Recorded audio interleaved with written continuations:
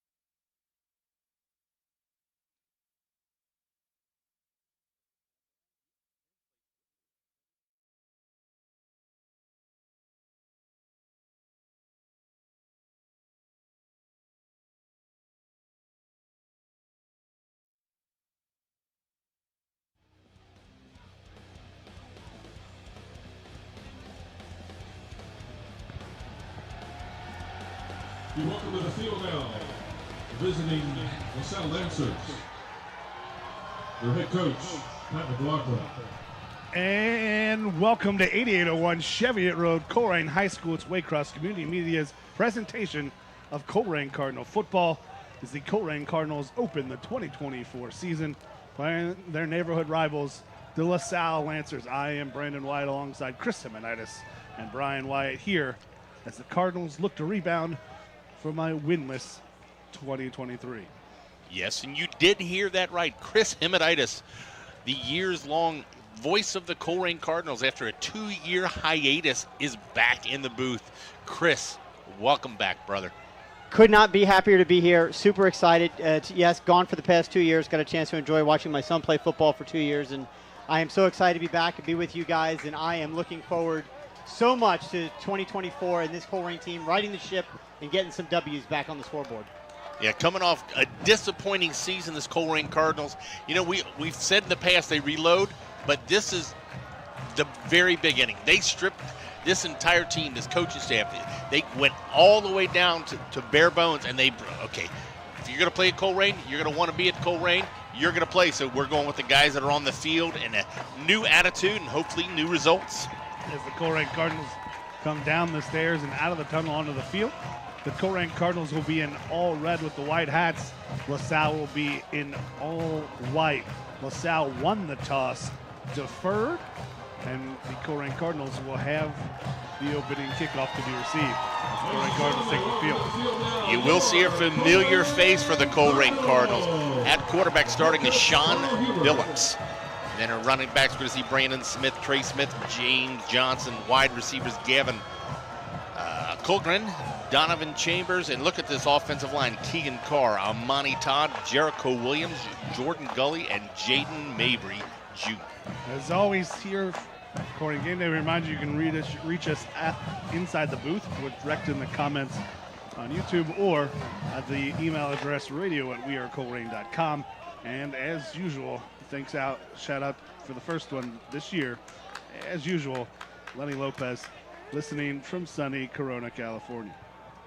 Special call out too, Brandon. Let's not forget we just got visited pregame in the booth by longtime members Jim and Terry Shear, who are normally always listening to us, I think from the Chicagoland area, if I recall. They're actually in the house today, so really fortunate. Got a chance to meet them and grateful for them being here. Quick setup. So last 5 meetings between these two schools dating back to 2017.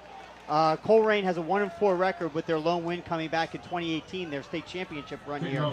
But since then, not so good. 0-3 since that year. Lost last year 28-3. So really struggling offensively, and they're going to get an opportunity here right off the bat, receiving the opening kickoff.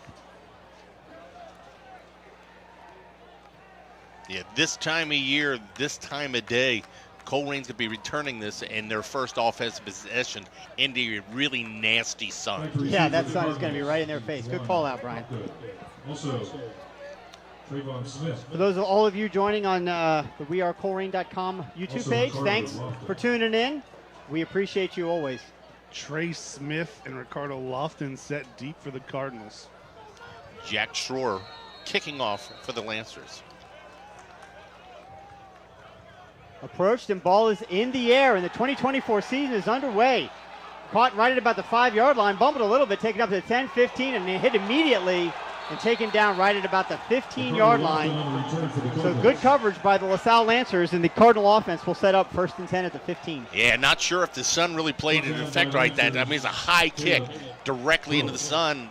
Not sure if he lost it in the sun or just took his eye off just briefly. Well, it's also one of those things, too, where he's got to put his hand up to block the sun, so maybe he's not, still not an excuse to drop the ball, but a little bit different motion. Colerain's going to start their first possession at their own 15-yard line.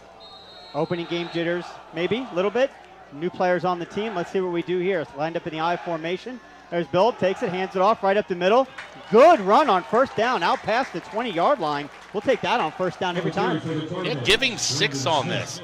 Brandon Smith from the fullback position. We're going to see a little bit of a different look, we were told by offensive coordinator Coach Rod. Look for some different plays, different formations from the Colerain Cardinals this year. Yep, he's pretty bullish on this offense. Let's see, there's we go. Once again, a handoff right across the middle, right up the middle. Offensive line trying to find some space, and they do. They're going to take it out right around the 28, 29-yard line. It'll be third down and short. Credit to Brandon Smith there. That probably was no gain, but he kept his feet going, and he's going to make this third and a long one. Yeah, safety snuck up there and just stuck him at the line of scrimmage. Going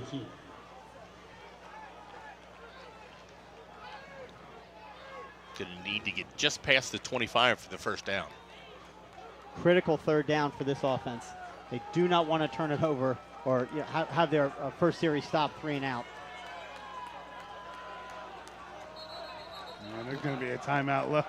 I think there's a slight confusion with the play call getting in, and play clock was down to 7, but the Cardinals weren't set yet. So sidelines takes a timeout, make sure this is a big play to start the game. I would rather see them burn a timeout there than run a play that they weren't comfortable or have a formation they weren't comfortable with. I mean, you saw right away that Phillips looks to the sidelines, and I don't know if he had the right personnel for the play on there. Anything that we say is speculation, but be sure, because you want to set a tone. And it's the first game for the offensive coordinator and the offensive coaches too. So who knows who's at, they have to get the timing down too of getting the plays in and out, making sure everything's going. You said it, Brian, perfectly before. We really are kind of rebuilding from scratch here, right? We're building from the ground up. Last year, hopefully, was a rock bottom situation. We've got to get this team back into a winning mindset, and that really starts with the head coach Huber coming all the way down. So here we go, out of the timeout now. Colerain having to burn 1. Third down and 2. Need to pick up 2 for the first down. Billups takes it. He's going to run himself. He's going to get outside. He's going to pick up the first down, and he's got green grass in front of him. He's got men beat. Let's see if he can go all the way. One's going to get taken down right at about the 25-yard line. Great run for Sean Billups, the senior quarterback for the Colerain Cardinals. Yeah, they faked that hand up the middle, and just kind of a trap. He had a pulling guard on the outside, leading the way. Just perfectly blocked here on the outside. He breaks one hand tackle, and then he's off to the races, and great run down. And it's a good call because they go back to that pistol formation, and everyone is thinking quarterback run, but they add that little trap that puts a little delay, and it allows them to pursue, seal the outside, and Billups can take it for a big gain. So they get marked him out of bounds at the LaSalle 29-yard line, so it'll be first down and 10 for the Cardinals at the 29-yard line here in the opening quarter.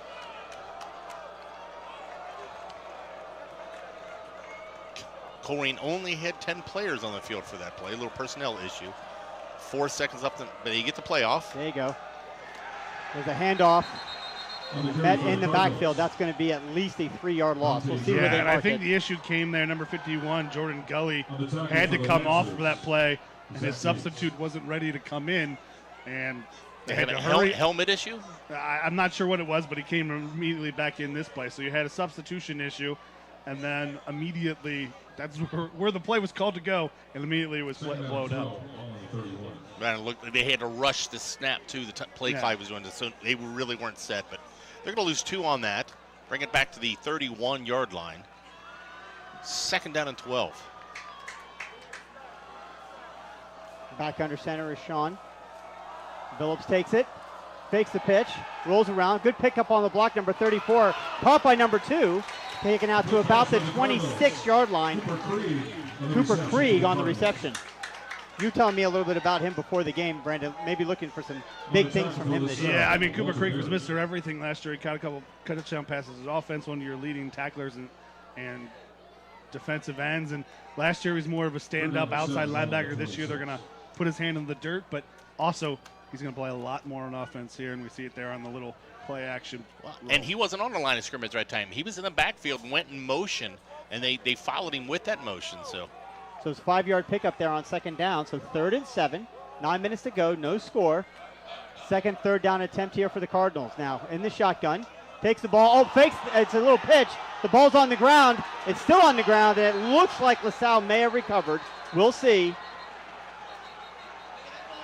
Now, the coaching staff is going to claim it should be an incomplete a forward pass. Yeah. Well, referees are saying it is LaSalle's ball. The coaching staff from Colerain are going out there and saying the referee's going to talk about this a little bit. Yeah, they absolutely. That was a shuffle pass. Maybe if we had a chance to maybe see that on replay, see real clearly what that was. No, it's definitely a forward pass, but if the referees don't see it, they Here it is on replay.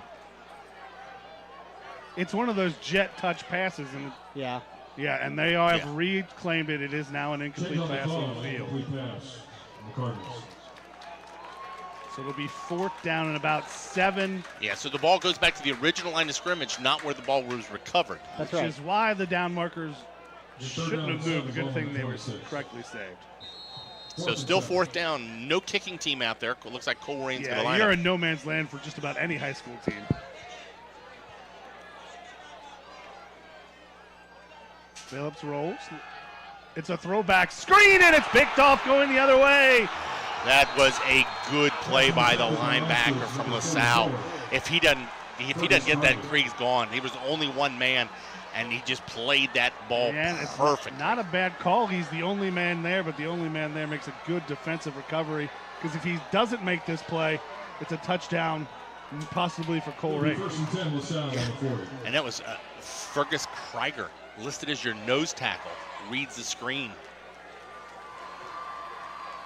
But an incomplete pass there would have been 12 yards closer to the end zone. So first down LaSalle. We get the first look at this Colerain defense. Handoff and a little bounce, and not much to go there for LaSalle. Bird on the carry for LaSalle. Shaheed Davis there to lead the Cardinals, and a little bit different we'll see from the Cardinals this year. New defensive coordinator, new philosophy. We've seen that 50 slant for years for the Colerain Cardinals. They're going to go a little bit more of a 4-man front now. They're going to have 4 guys with their hands in the dirt every time. Well, nearly. Nearly every time. Ball on the 42. LaSalle's quarterback, Patrick McLaughlin, coach's son. Snap his back, handoff once again. It's a good little tailback they've got here in the backfield. He's going to have enough for the first down. Gets into Colerain territory all the way down almost to the 30-yard line before he gets pushed out of bounds. It'll be a first down for the Lancers at the 33-yard line. And kind of went untouched right there. 26 not listed in our program. Let's see. Check the roster. That is Ty Brown, senior running back, 5'8", 170. Also see him on kickoff. That's what you want, or if you're LaSalle running that stretch play. Defensive end for the Cardinals did a good job of containing Nathaniel, keeping it inside, but the inside blockers for LaSalle seal it up and keep a hole open. LaSalle's got a lot of size on the offensive line. Good screen pass. Finds some blocks, falls forward for about 8 yards. They are giving him the first down, or are they marking him just short? About 8 yards. About a yard short, yeah, looking at this offensive line, 275, 310, 260, Now we got people moving all over the place. And we've got a flag on the play. I don't know who's offsides, but someone's dead ball. Someone jumped somewhere. Yeah, several jumps. It's going to be a false start call against the Lancers. So, hey, we got to knock them backwards any way we can. So. Yeah, 3rd and short, a lot of times teams will try to have that play already called, and they go quick snap. And it looked like what they tried to do there, but not everybody was on the same page. So 2nd down and 7 for the Lancers. Their opening offensive series of the game. This fakes the handoff. The quarterback keeps it. He runs it up the middle, and he's going to take it down to about the 25, maybe a little short.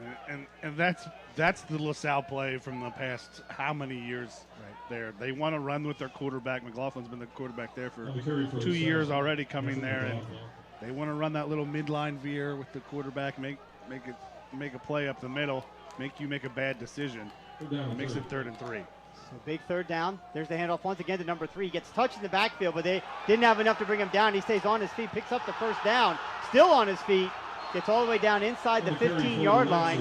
They're going to mark him out of bounds, I think, just shy of the 10. It'll be first down and 10 for the Lancers. Yeah, Denver Bird, he's running strong right there. 5'9", 205 pounds. He looks bigger than that, doesn't he? Runs strong. Yep. Breaks some tackles, and he's inside the red zone. In fact, he's down to 16-yard line, 15-yard line, 11-yard line. They're going quick here. First down and 10. McLaughlin takes the ball, hands it off to number 10 right across the middle. He's met in the backfield and tackled for a yard loss. They may give him the line of scrimmage. To 19, Isaac Goldschmidt on the carry. That's the 4th ball carrier, I believe, LaSalle has already used. Hayden Danielson in there, among others, for a tackle. They gave him 1 on the. Okay. 2nd down and 9. Spread it out 4 wide. Bring the tailback back in. Snap is back. McLaughlin, look at that. Nice little shuffle pass off to the middle. He's fumbled the ball. Fumbled the ball, and Colerain's on it. Right at the 1 yard line. He looked like he had a chance to maybe head in. Recovered by number 0 for the Colerain Cardinals. Tackled at the 5. Fighting for extra yardage, knocked away. Hayden Danielson comes up with it. The Cardinals take over. Yeah, you make the stop, you get the turnover, but you're at your own half-yard line. The 1st and 10 Cardinals. You're excited about making the defensive stop, but you've got to remember you're on offense now. You've got to get out of the shadow of your own end zone. And that is about as close as you could be without being in. You almost have to say, hey, maybe pull it in a little closer to you so it's in the end zone, get the touchback. But, I mean, that thing is any part of that ball over the line is a safety, and that is about as close as you can get. So here we go, 1st down and 10. It's the old quarterback right up the middle, trying to get some daylight, to your point, Brian. Yeah, well, I was just going to say, I looked at Colerain's offensive line stats, and up the middle, 270, 280, 260. They've got a pretty good size up the middle. And for some reason, LaSalle was playing off the guards and nobody over the center. And they picked up 5 yards. They picked up 5 on that. Quarterback sneak. I think one of the most underutilized plays. I'm a big fan of the quarterback sneak.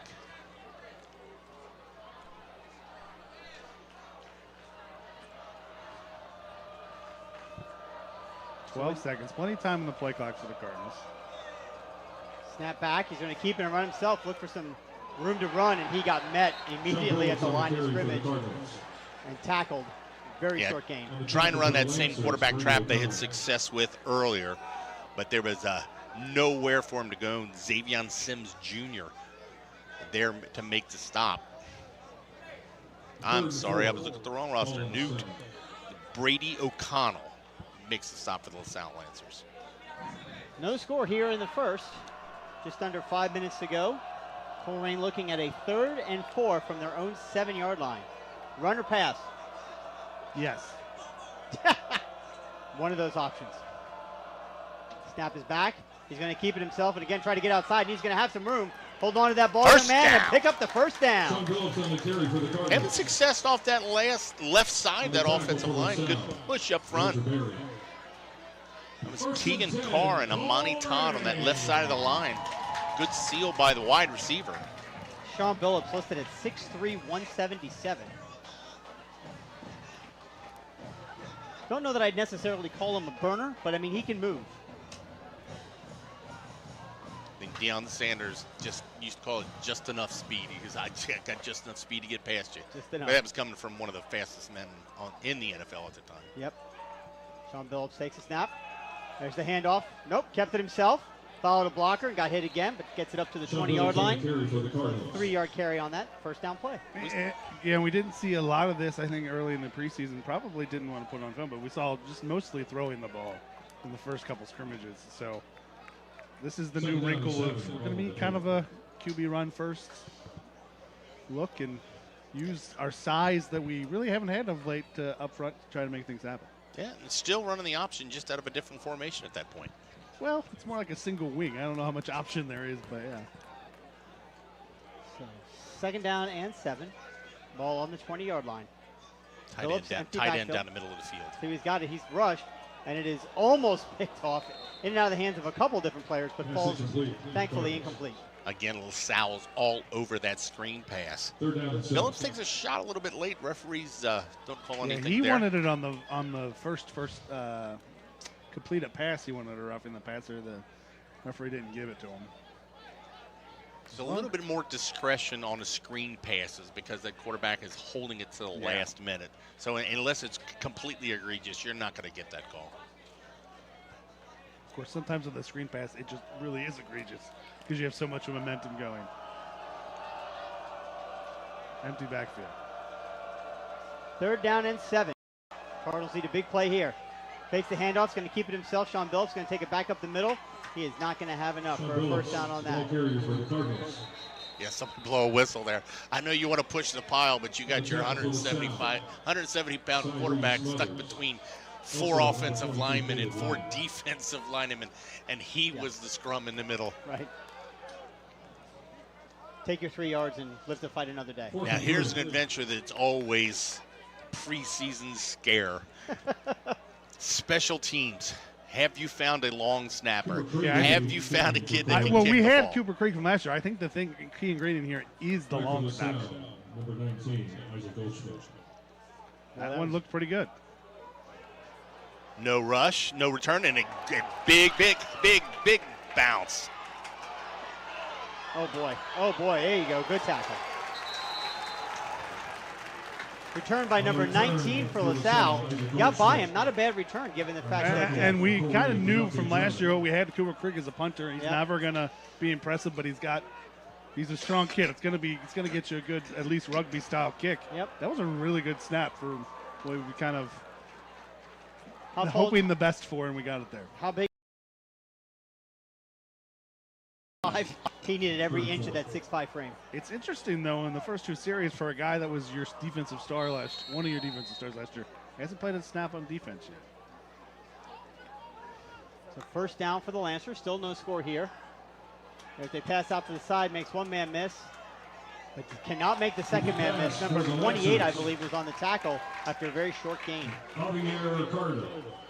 Again, another quick screen to the outside, and On the tackle for the Cardinals do a good job Jarman. even being blocked to just hold him up. Don't let him get momentum going forward and let the rest of the defense come clean it up. Deontay Jarman, one of the sophomores, steps up and makes a big play, 2nd and 8. It's got low-scoring game written all over it. There's a handoff in the backfield. Good tackle. I believe they might get him with the face mask. It's good tackle, but you grab the wrong part of the uniform. John Matheny comes up, and I believe he got a face mask, and when you take him down by that, he's probably going to get a personal foul. Yeah. I was hopeful that was the shoulder pad, not the face mask, but oh well. Personal foul, face mask, 15-yard penalty. Yeah, we see on the replay. Got the stiff arm, but he releases the defender's face mask, but the defender does not release his. First and 10 Lancers from the 49. Is that the first penalty of the game against Colerain? Oh my goodness. Second. Flag on the Second. play. Right That's there. the second right There's there. the second. Yeah, they changed it up, go hard count. They're going to draw the defensive tackle off a free 5. Going to take it in the Colerain territory. Ball marked just outside the 46. I was going to say, okay, there they go. 2 came in. That means 2 had to come out. They did finally adjust that.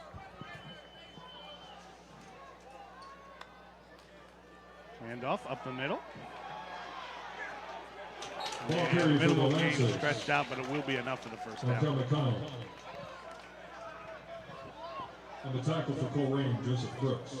Tell you, McConnell's not the biggest guy out there, but shows quicks to get the outside. But, you know, that's 3 or 4 running backs that LaSalle has used for different situations. Yeah, now they've got none in the backfield.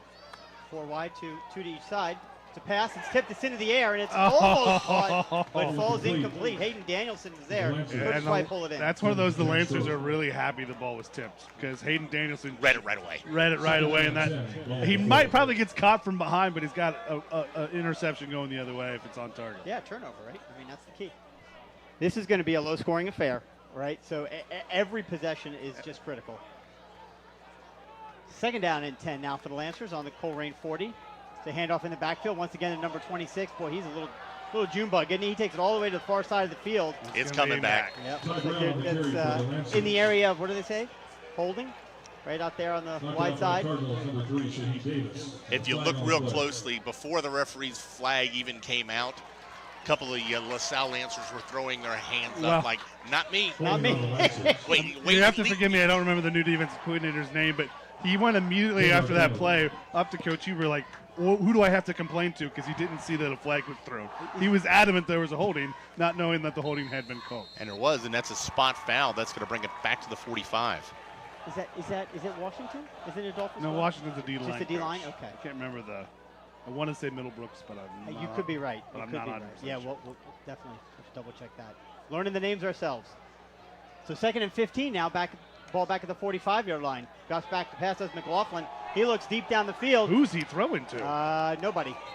Ball falls incomplete at the 10-yard line. 22 had it lined up for the Cards on defense.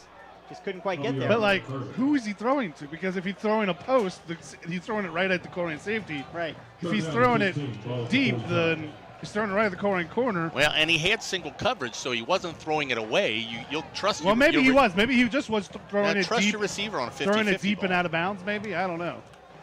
Either way, So it's going to bring up a third down in about 16, 15. 14, somewhere around there. Long 15, 14. Long 14, 15 on the scoreboard. Another, again, big third down. Got to stop him. Goes back to pass. Does McLaughlin. Got some time. Throws it over the middle, and it is incomplete. Knocked away. What Knocked a play. away. Good play by the defense. Can't get that number, Brandon. Is that Juwan 7? Hopgood with a great play defensively. The junior. LaSalle had the catch, but he had a good defensive spot. Had him right there and just ripped it right out of his hands and knocked it away. And just like any LaSalle tradition, they always have that 6'6" tight end. And he was overmatched in size, but just fought through the size and knocked the ball down. So 4th down and 15 on the Colerain 45. Too long to go for a field goal. Quarterback's still in there, but Yep. Colerain's thinking that he might quick kick it. Oh, there we go. They're stepping back. That's not the quarterback. Yeah. He lined up under center, then he quickly backed out. So LaSalle presumably on to punt. Snap is back. He's rolling, and there's the kick. Thank you very much. Yeah, we'll take that.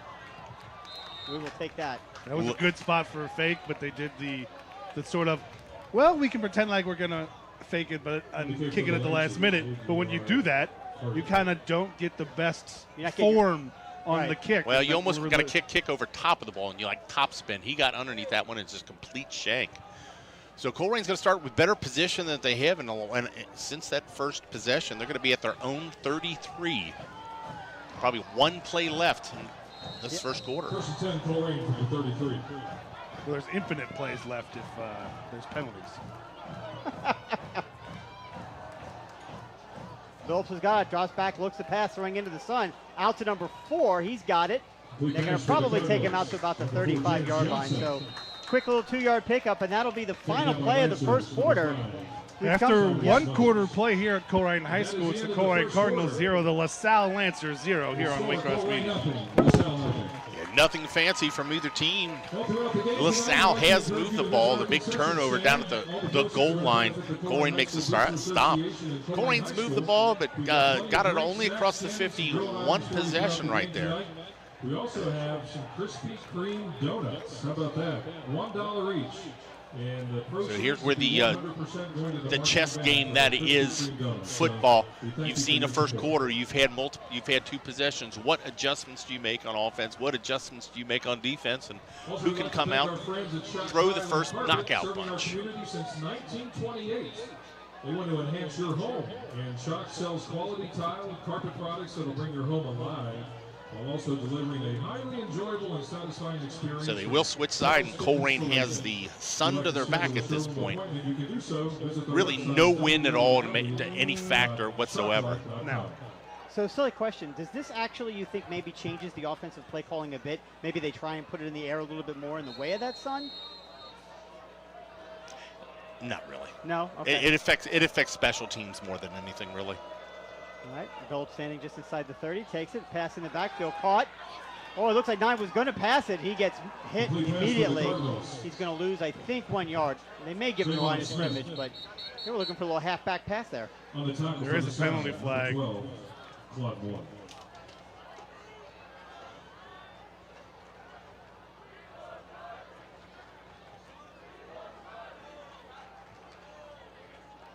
I believe that's helmet to helmet, but no, I don't know what besides maybe, hulking out, I really don't know what that signal was. I mean, they're moving the Cardinals. It's a 15-yard penalty for something. It was a personal foul. Yeah. Penalty on Colerain.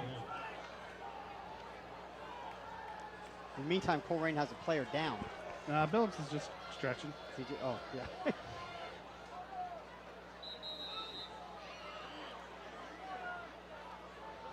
Officials timeout. Take a minute here while we've got a second, and want to take a minute and thank the Colerain Boosters. So the Colerain Boosters are pivotal in creating an environment for all the student athletes and any extracurricular activities here at the high school and the middle schools as well here at Colerain. They have been tremendous for so many years, helping tens of thousands of students over time, getting them new uniforms, helping to keep the fields in shape, doing everything that's necessary to create a good environment. And that also includes us. And we've been very fortunate. Want to give a special shout out to Outdoor Environments, who's made a very generous donation in this off season. Truth be told, we were in really bad shape with our laptop. We needed a new one, going in and out, not working. Outdoor Environment stepped up, made a great donation to the Colerain Boosters. Absolutely helped fund us a brand new laptop. We've got new software. We're going to see all of that really on display next week when we are without Waycross. But can't thank the Colerain Boosters enough, and the Colerain Boosters are everybody. Find any way to donate even 10, 15, 20 bucks to the Colerain Boosters to help out. So head to the website, wearecolerain.com. You'll see it very predominantly in the menu at top.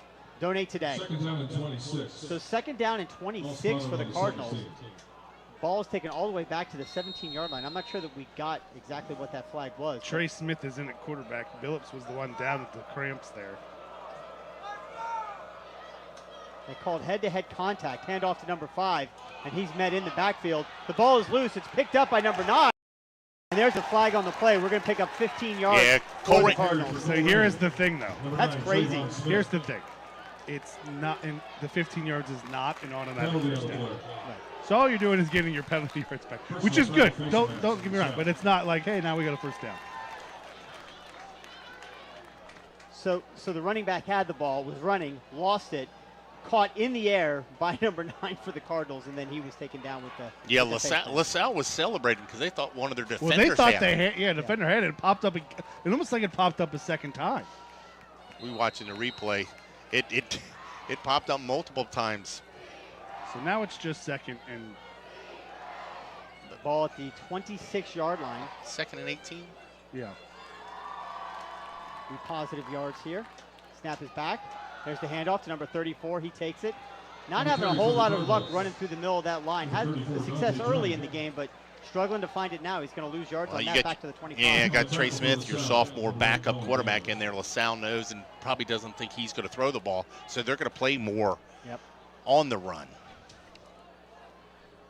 Billups has got his helmet, and he's jogging back to the line, so I'm sure he's trying to get in there before the snap. Not sure that he'll make it. Yeah, I don't think you have the play clock to get him in there. Nope. Well, I'll tell you what, though, he was working with, I don't know if there's another Colerain legend back on the sidelines, John Martini. Yeah, I did see him. Trainer John is back with Colerain this year. Welcome back, John. He's the best. He's great. Snap is back. 9's got it, and he's just going to run left, see if he can get some room. He does, and he gets tackled down. Coach is wanting a horse collar right there. Ball carry for the Cardinals, number 9. He can have his hand there if he's not bringing. It didn't look like he was bringing him down by the horse collar. Right. And he follows him up follows the lead blocker up front, breaks through, and looks for a little bit of tackle here. Fourth down, ball spotted on the 29. Well, we'll let those watching the replay make their own determination, I guess. Back to kick for the Cardinals, number 2, Cooper Creek. Cooper Creek back to kick for the Colerain Cardinals. Number 19, Markel McConnell. McConnell's back, and he's going to be looking into that sun.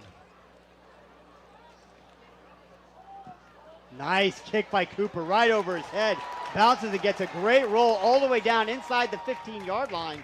The Salle Lancers wisely get away from it. Colerain downs it at the 12. I can't even do the math on that, but that's a really good punt. The ball was at the, it wasn't at the 17. No, 12. First down and 10 for the Cardinals. I think it bounced just before the, maybe well, just I before don't, the 25. the end point I can count back. I'm trying to remember what the original line of scrimmage was. Oh, well, it's long. Yeah, it's a nice play. Well, and big thing, no return. Yeah, and then you got to give a shout out there. Looking at this number. So 30 plus 20, where does it end up? The 17, 12. So 12. 57. So that's going to help the net average, right? 57-yard punt? 62 if it's at the 12. Yeah, 62-yard punt. Math is hard. All right, snaps back. The handoff on a sweep. Boy, they love running wide. They're going to pick up a few yards there. They're going to get it out to about the 15. Number 19, Isaac Goldschmidt. Maybe a 3-yard pickup on first down for the Lancers. The tackle for the This game is just zipping by. The more we run. John Matheny.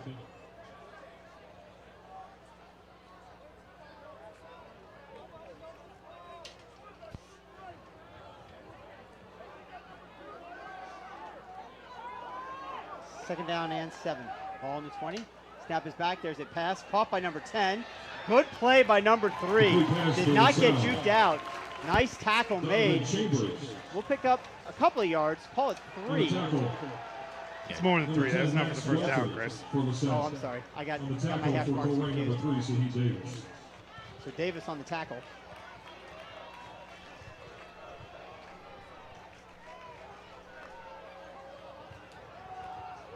There's the handoff.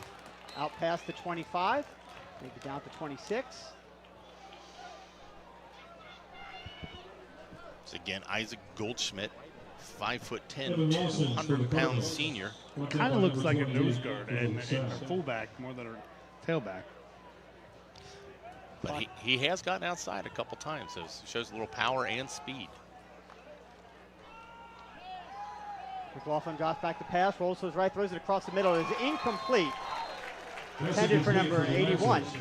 Intended for number 87. Clock will stop. Trying to find Hunter Otkin. Cam Evans was there. It would have been one of those where would have had to make a play to knock it away. Good body position by the tight end. It's not a good throw. Yeah. How GCL is this for their wide receivers? Yeah, I was just going to say that. 6'4", 6'5", 6'5". Yeah.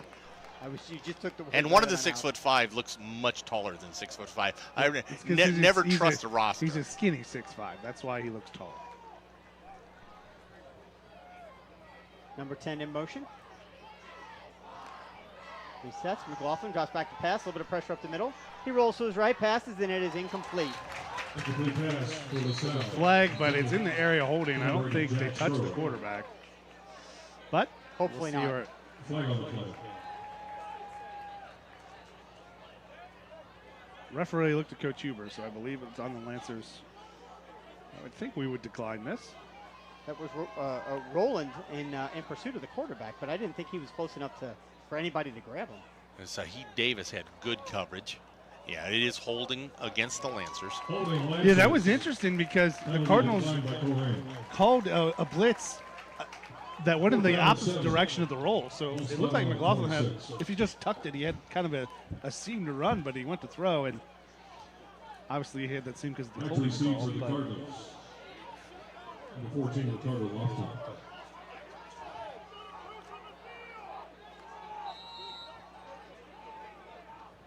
Standing on his own 35. Yeah, they had him roll out, and last time, rugby-style kick. He's rolling, he's going to kick it again. And once again, he's going to kick it, and it's going to be short. I don't even know that made it to the 50-yard line. Going to be just at midfield kicking, so just a 24-yard net in the field here in a low-scoring game. Absolutely. First and 10, Colerain. Well, every team struggles to find kickers, but it seems like LaSalle over the past couple of years have had some quality. As a matter of fact, they had a couple punters go pro. Right. Yeah, it wasn't that long ago. And, but a friend of mine who's got a LaSalle kid play, they've got a sophomore kicker who got hurt playing soccer this week. I don't know if he was scheduled, but supposedly this sophomore kicker is hitting 50-yarders. Oh, wow. I'll tell you what, we've never done it, but the one time what was that, 2014 when he was I swear Drew Chrisman was the MVP as the kicker and the punter in that game. Oh, no doubt. There's snap back, going to keep it himself. A little slow on the handoff was Billups, and he kept it, and he's going to get tackled for maybe a yard loss. You're right. He took a little bit too much time in that mesh. You want to make that read, but he puts the belly in and just kind of. It was well. Yeah. Make the commitment and go.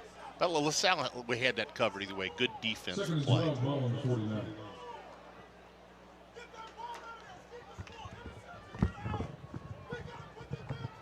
So 2nd and 12. Billups now in the shotgun. Single set back. 2 wide receivers set out to his right. Wouldn't be surprised to see him roll this way. Let's see what he does. Snap is back. Nope, he's going to go the other way. Short side of the field. Keeps himself. Maybe to the 50-yard line. Maybe 1 yard pickup. It's going to be 3rd and 11. Yeah, they've had success to that left side, but there is a saying of going to the well too often. Yeah, I was just going to say, this is not working. Initially, the lineman the linebacker on that outside were blocked. But the safeties are cheating so much. I would love to see a tight end release right down the middle of the field. Who wouldn't want to see a tight end release right down the field? Yeah. That was a screen pass.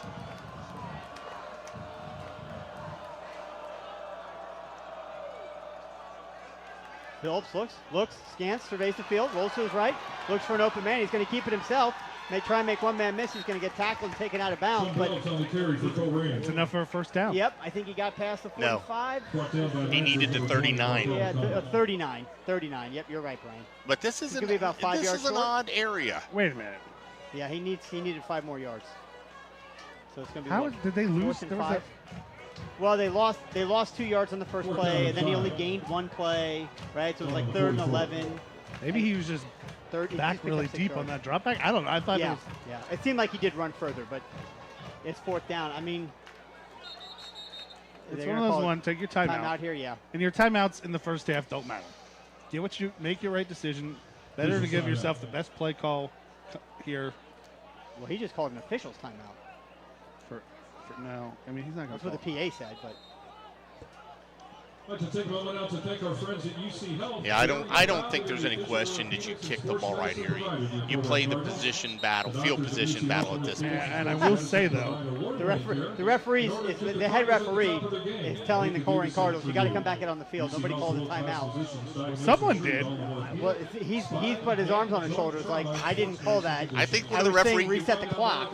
I think one of the referees was calling a TV timeout and realized that this game wasn't live on TV. There we go. He just started. He's winding the clock now. So. Oh. So 5. There's a little bit of confusion on the sideline, I think. Well, we couldn't have got anything because the long snapper forgot to get out there. Right. So the Cardinals are going to punt on 4th and 5, at least seemingly. So you got a good athlete back there at kicker. Snap is back. He's got it. Kicks it. Oh, and he shanks it right off the side of his foot. Boy, that could not have gone worse. There was a little bit of pressure, and he looked upfield and just missed the ball. Let's see if we can see it here. He kind of looks up and hesitates. It'll be 1st and 10 Lancers on the 42. Yeah, the ball's not touched, so really, you gained 4 yards yards just on went that? for it. Well, it was the best place there was for a fake. Didn't see it, though. So LaSalle's going to take over. 5:35 here to go in the opening half. Still no score. I'm kind of getting that feeling of, first one to score points wins. It's kind of how this is feeling. Snap is back, fakes the handoff, McLaughlin keeps it, and he is tackled in the backfield. Didn't fool anybody. The Colerain defense sacks him for a 2-yard loss. Diori Douglas in the backfield. He had nowhere to go.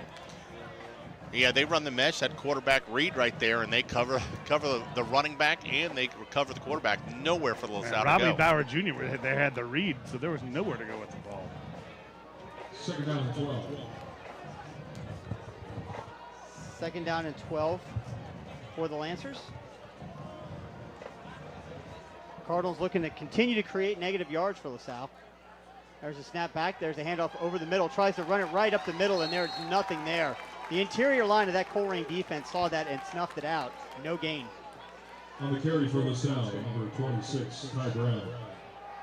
Trying to get a number there for the Colerain Cardinals off the defensive line. Just kind of blew that up. Nowhere to go. I believe that was Javante Burnett. 3rd and 12. 3rd down and 12.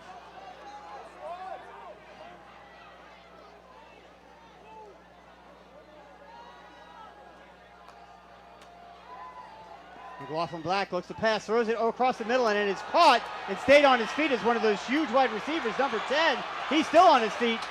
We've got a flag all the way back to the 20-yard line. Not sure what that's going to be. It's going to be face mask on the Cardinals. Yeah, you don't have to coach size. 6'5", 200. What's he listed at, about 240? 6'5", 217. Max Welter, a senior wide receiver. Yeah, you put the hands on somebody that big, and Colerain in going after him. Let's see, that was Cam Evans, a 5'10", 159-pound junior. And you had everything there. They wanted the seam route. They threw it. The safety's there right on time to knock it away. It's just one of them is 5'10", 150 pounds. The other one's 6'5", 220. 220. Yeah. You see the late face mask there. Yeah, and that's one thing that I've always been against. You can do the stiff arm, so you can have an. Well, he can't. No, he can't. He You can't can grab. stiff arm, but you can't grab stiff him. arm, but you can't grab. He didn't grab. So that's going to be half the First distance to and the goal. Yeah. So inside the 10. So best field position for either team tonight. LaSalle has it 4:04 all the way down to the Colerain. What is that? The 8-yard line. First and goal, LaSalle. Ball on the 7-yard line officially. There's the handoff to number 3, and he's tackled for a loss. Number 25, bringing him down. And another big play by the defensive lineman, Javante Burnett. Burnett listed 5'10", 250. Low man wins on that offensive-defensive line struggle. He's beat his man 2 times this play. So no gain on the play officially, still at the 7-yard line. Would love to see Colerain keep him out of the end zone here and force a field goal attempt.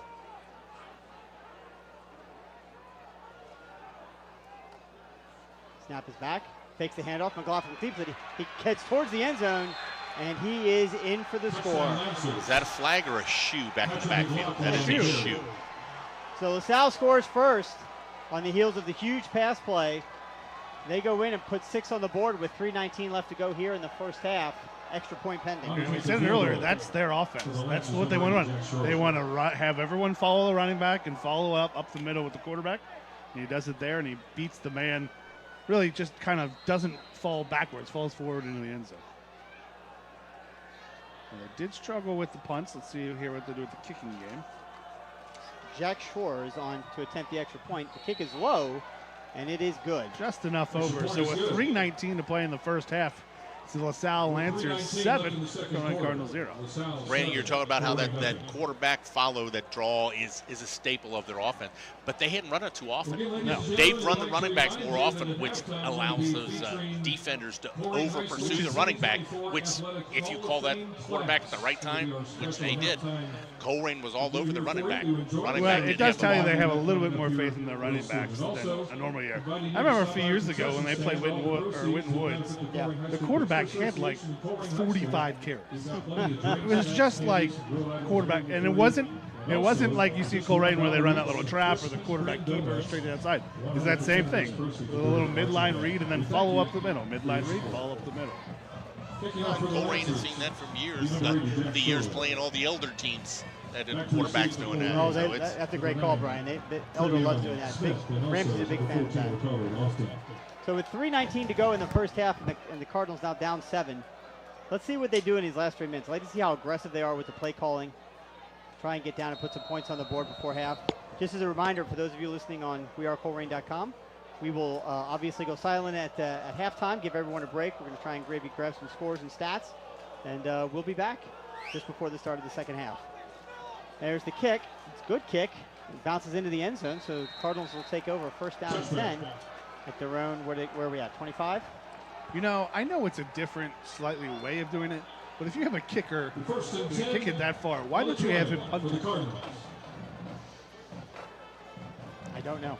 Maybe their punter's just having a bad night right now. I don't know. Just like, oh, look what Cooper Craig, his first 2 kicks were I know, absolutely beautiful. But none of the punters have been that good for LaSalle. So ball placed on the 20-yard line. Clearly there's a kid on the team who has a leg. Yep. Probably not. I mean, all of the kids have legs, but I mean a good. Yeah, I was going to say, I don't see anyone over there without legs. Except old Hoppy. Old Hoppy. In the shotgun, Billups takes it, drops back, looks to pass. There's pressure immediately up the middle. I mean, Billups has almost no time to do anything. He's got 5 right there. Yeah, he smartly throws the ball towards the line of scrimmage, so it'll be marked as an incomplete pass. Yeah, that could have been a 10-yard loss. Yeah, he breaks away. He's got 5. He's got 2, both of his running backs, and it actually barely misses them 5. So smartly gets rid of that. No loss on the play. That's about as close as you can get without intentional grounding. But Pat McLaughlin on the other sideline imploring for that, but I mean, honestly, that It wasn't really. That's one where I don't think 5 is actually a receiver in that pattern, but he's an eligible number that he threw. Yeah, it makes no difference. It makes no difference. Have you seen some of the incomplete passes that Pat Mahomes has? There's a handoff right up the middle, trying to find some room. Hit twice is number 5 and taken down right at the line of scrimmage. The Cardinals are just not getting that second break. Timeout called, I think, by LaSalle.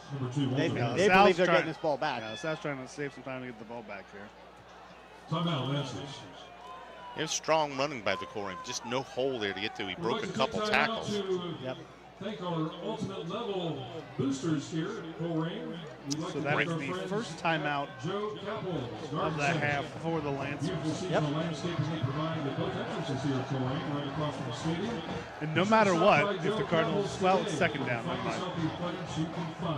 No, it's third down. It's third down. It's third down. The flag just hadn't tipped yet. So either way here for the Lancers, even if time goes off and it's still running, you're still going to get the ball back with plenty of time. Yep. So it's a big third down for the Cardinals.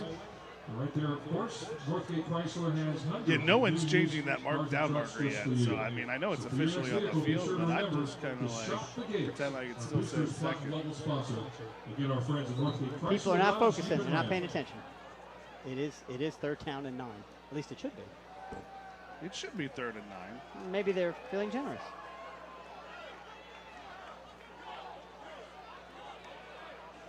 It still says second. It should say third. We're going to get a little Missouri-Nebraska action here. Second and 9, ball on the 41. Is that way too dated for anyone to get? No, I got it. No, I got you. There you go. 4 in motion. I don't think he's in motion. I think he was on the wrong side of the field. Well, he's in motion to the right side of the field. Billups takes it, rolls to his right, looks a pass, looks, throws, and it. I'm not sure if he caught. He did catch that out to the 25-yard line. Well, it's not a bad catch. It'll force LaSalle to burn a timeout. How did no one on LaSalle's sideline scream about the down marker? Well, let's see what they're going to catch it right now. Well, it's too late now. I mean, the play's happened, so it's third down.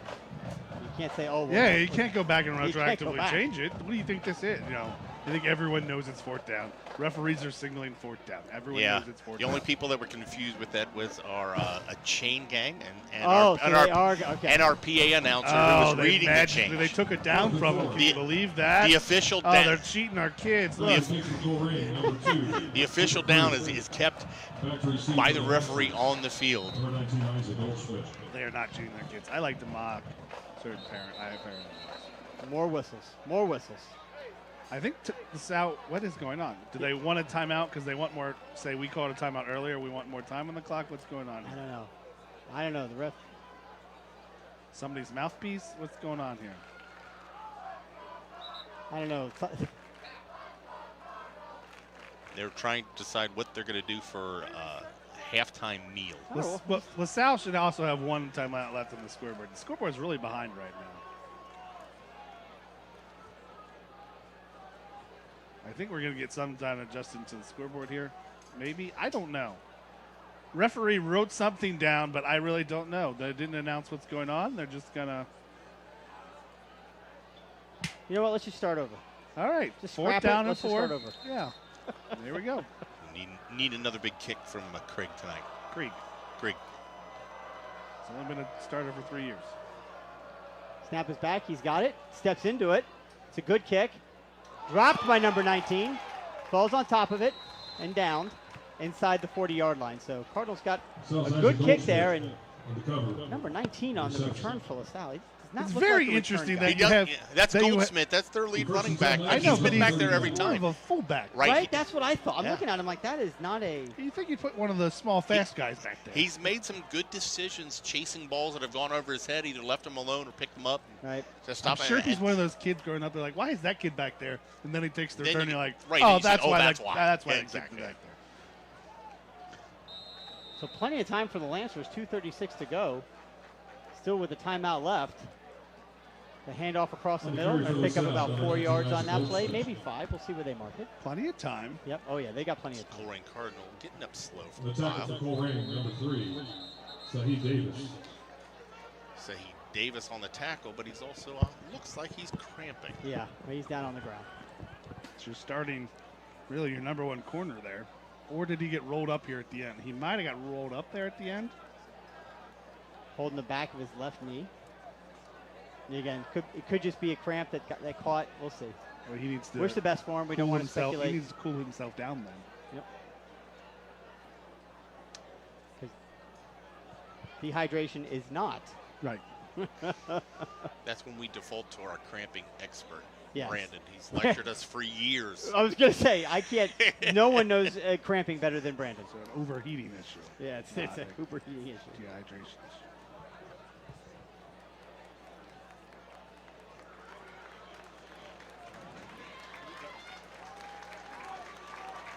So this is a big play for LaSalle if they can recognize it. See, Davis' QB, or not QB, cornerback one, CB1. CB1. Your top defender has been covering their top receiver the whole time. So do you attack him here on his first play out of the game? And you got 22. But they're going a sixth. Joseph Crooks, a sophomore, in there now for him. All right, the clock starts. 2:20 and counting. Second down. The handoff across the middle, and there was a big hole there. But Colerain closed it quickly, and they did not get enough for the first down. Probably picked up 3 yards on that run. Be third and short. Taken down by Cardinals, number 40, Tristan Von Rissen. Quick to the line are the Lancers. Snap is back. Third down and 2. Fakes the handoff, does McLaughlin. He keeps it, makes a man miss, gets to the sideline. I think he's going to have enough for the first down. He didn't get a great spot. No, he went out of bounds right at the does stop the clock going out, but it looks like he was just before the flag. It's not where his feet are. Yeah, and that's one of those where it's confusing because the stick is letting it go right as he comes at it. And he steps out of bounds short of the... Yeah. Yeah, look at you. Eagle eye Brandon. Yeah. What? Uh-oh. Uh-oh. No, now they gave him a first down. Now they gave it to him. All that.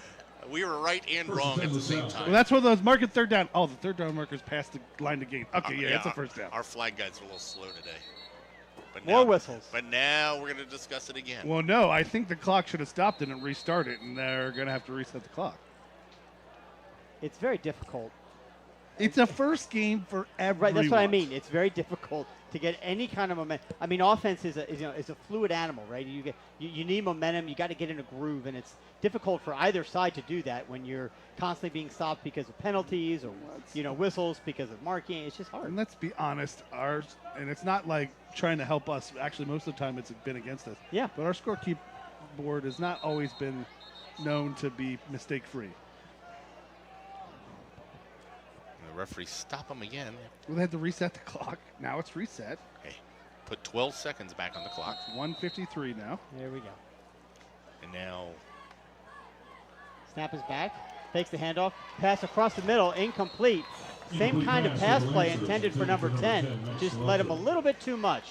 Well, he hit it right in the back of Payne Danielson, and I think that's a good adjustment there to recognize that's the only pass play that's hurt us. Yep, that's it. Just have our linebacker trail that guy up the seam. Maybe next time he turns around and doesn't just take it off of the bullseye. He had number 0 right off of his back. Second down and 10. McLaughlin drops back, passes this time to number 15, who's wide open in the middle of the field. He's got enough for the first down. He holds on to the ball and takes it down into Colerain territory. They're going to mark him down at the 30-yard line. Yeah, same route, different receiver, different side. Just a little seam route. Lets him come up. Yeah, again. Shows his size. First and 10. Quick little bubble screen, and Matt still on his feet. No, they're going to mark him down. Yep. I don't know if he was down, but that's when the momentum had stopped. Well, and that too, I didn't hear a whistle. It's a beautiful night. We've got our windows open. He didn't blow his whistle initially. He didn't blow it till after he got back up and running. I think that's a Cardinal break because I don't know if he was down there. So that's a 1-yard loss. Snap is back to McLaughlin. He's got it. He's got some time. Throws it deep down the field, and it is intercepted. Number 7 for the Cardinals intercepts the ball. They're blowing it dead. They say stepped out of bounds. So Jawan Hopgood making the interception. Not really a good throw. There's 2 defenders, but 3 He throws it to the inside. He throws it to the outside. He just kind of threw it up. That was a 50. I don't know who he was throwing to there. Well, right Yeah, there. he was just throwing it to size. He was throwing a 50-50 bar. Your 6'5" guy's going to out-jump our 5'10" Also, I don't guy. know why this is the spot. He was either not out of bounds or out Out at at the the 2 2. yard line. I was saying the same thing. Let's see. He's we can nowhere see it right near here. the 5-yard line.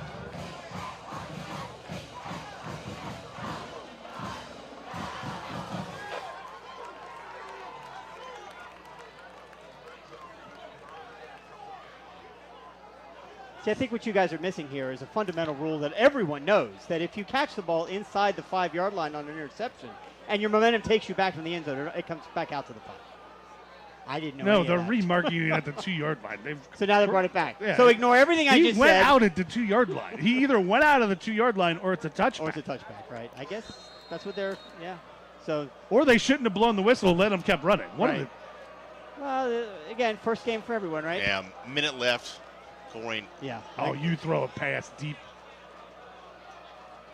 They're going to just try and get that ball out as far as they can, eat up clock. And look at that, they're still moving. Look at that. They're going to pick up the first down on the scrum all the way out past the 15. Look at that Colerain offense.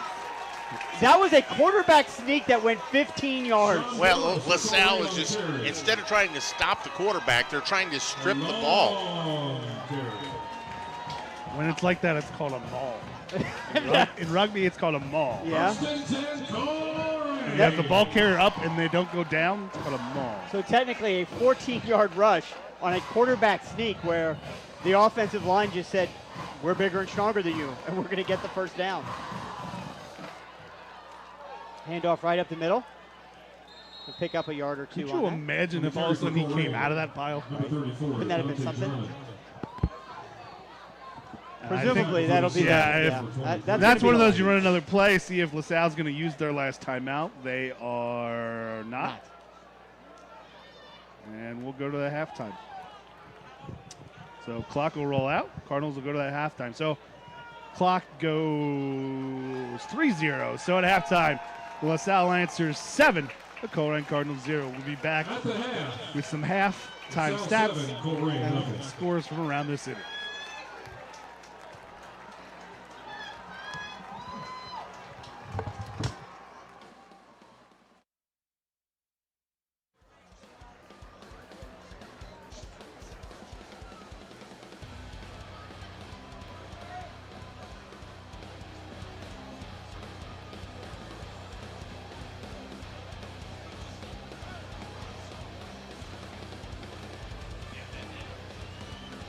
Ladies and gentlemen, this time we're going to get prepared for the Colerain High School's 2024 Athletic Hall of Fame class.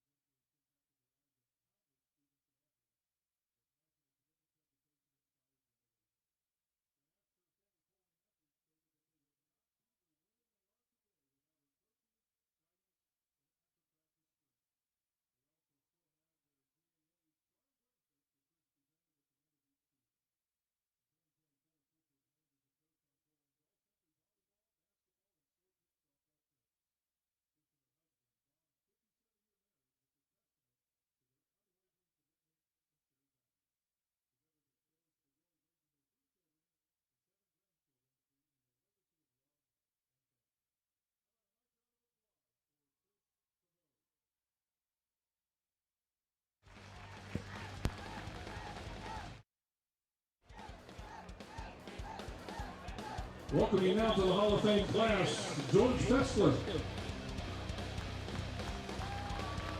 George is a 1968 graduate of Colerain High School. He was a three-sport athlete, competing in football, baseball, and track. In football, he was all-league and all-city. And the 1967 team won the school.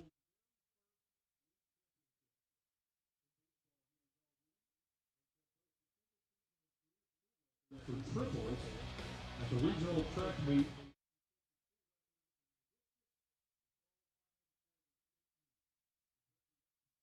For many years up until the year 2000.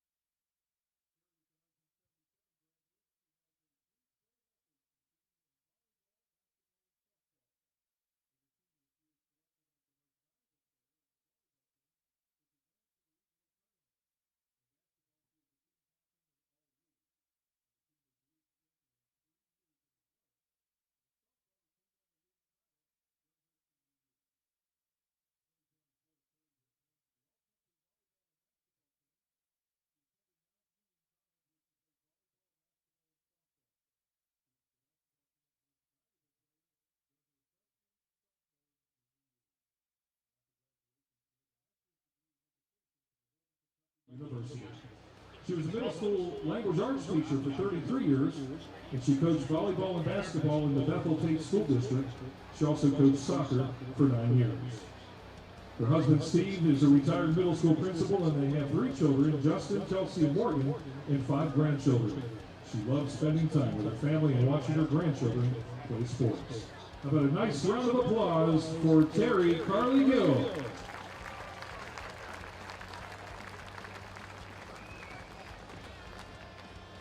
Up next, as we welcome to the Athletic Hall of Fame class, Andre Rebels.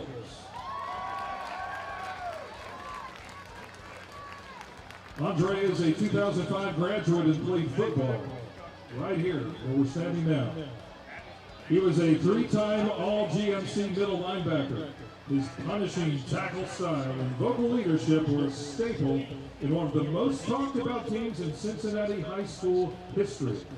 The 2004 Ohio Division I state champions, right here at Colerain, finished the season undefeated and ranked number 5 in the nation. He was named First Team All-City, First Team All-Southwest District, and First Team All-State.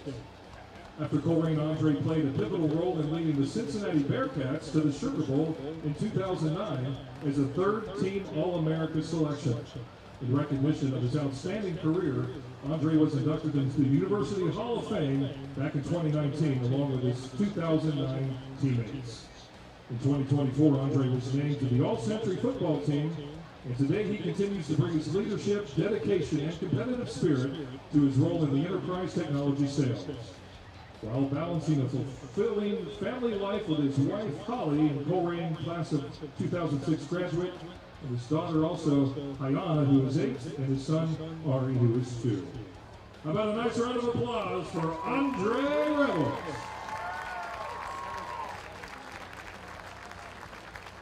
Up next, we'd like to welcome to the Hall of Fame class would be Kristen Seiler Wolfo. Kristen is a 2013 graduate, and she was a member of the cross-country and track teams, earning 7 varsity letters. She joined the cross-country team as a sophomore and earned all-conference, all-city, all-district, all-region, and all-state honors for 3 years. She ran the fastest time ever by a Colerain runner at the state meet. In track, she was all-conference, all-district, and all-region for 4 years, and she was selected as the Roses Athlete of the Year in 2013. Kristen was awarded a scholarship to Butler University to run cross-country and track. She earned all Big East honors in track, competing on the 4x100 meter relay team, and Kristen will be inducted into Butler's Athletic Hall of Fame later this year. In 2024, Kristen was named to the All-Century cross-country and track teams. Her athletic career led to a passion for fitness, nutrition, and helping people. She has enjoyed coaching multiple track and cross-country teams and working as a certified personal trainer. However, all of her titles and accolades that she's received, her favorite was becoming mom to her daughter, Alessia Joy, in 2023. Kristen and her family recently moved back to Ohio, where her husband Michael is a major in the Air Force, currently stationed at Wright-Patterson Air Force Base. How about a nice round of applause for Kristen Sander-Wolfold. And now welcoming to the Athletic Hall of Fame class, Greg Stanley.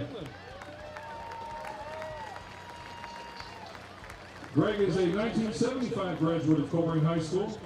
Greg has been an active booster member for over 30 years, serving in several capacities. He served as president 2 times, from 1985 to 1987, and from 2005 to 2007.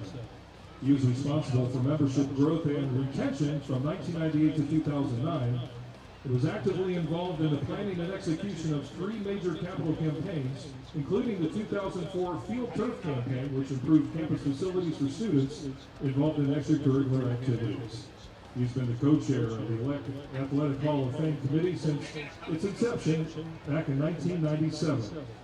He's actively involved in the planning of events associated with the Colerain's Century Celebration, including the Cornerstone Commemoration, the selection of all Century teams for 23 sports, and the 100th Anniversary Gala. Greg and his wife Susan have 3 daughters, Kim, class of 96, Kirsten, class of 07, and Kendall, the class of 09, and also those 5 grandchildren. How about a nice round of applause for Greg Stanley? And again, once again, ladies and gentlemen, if we could just have a big round of applause for all of the 2024 Colerain High School's Athletic Hall of Fame class.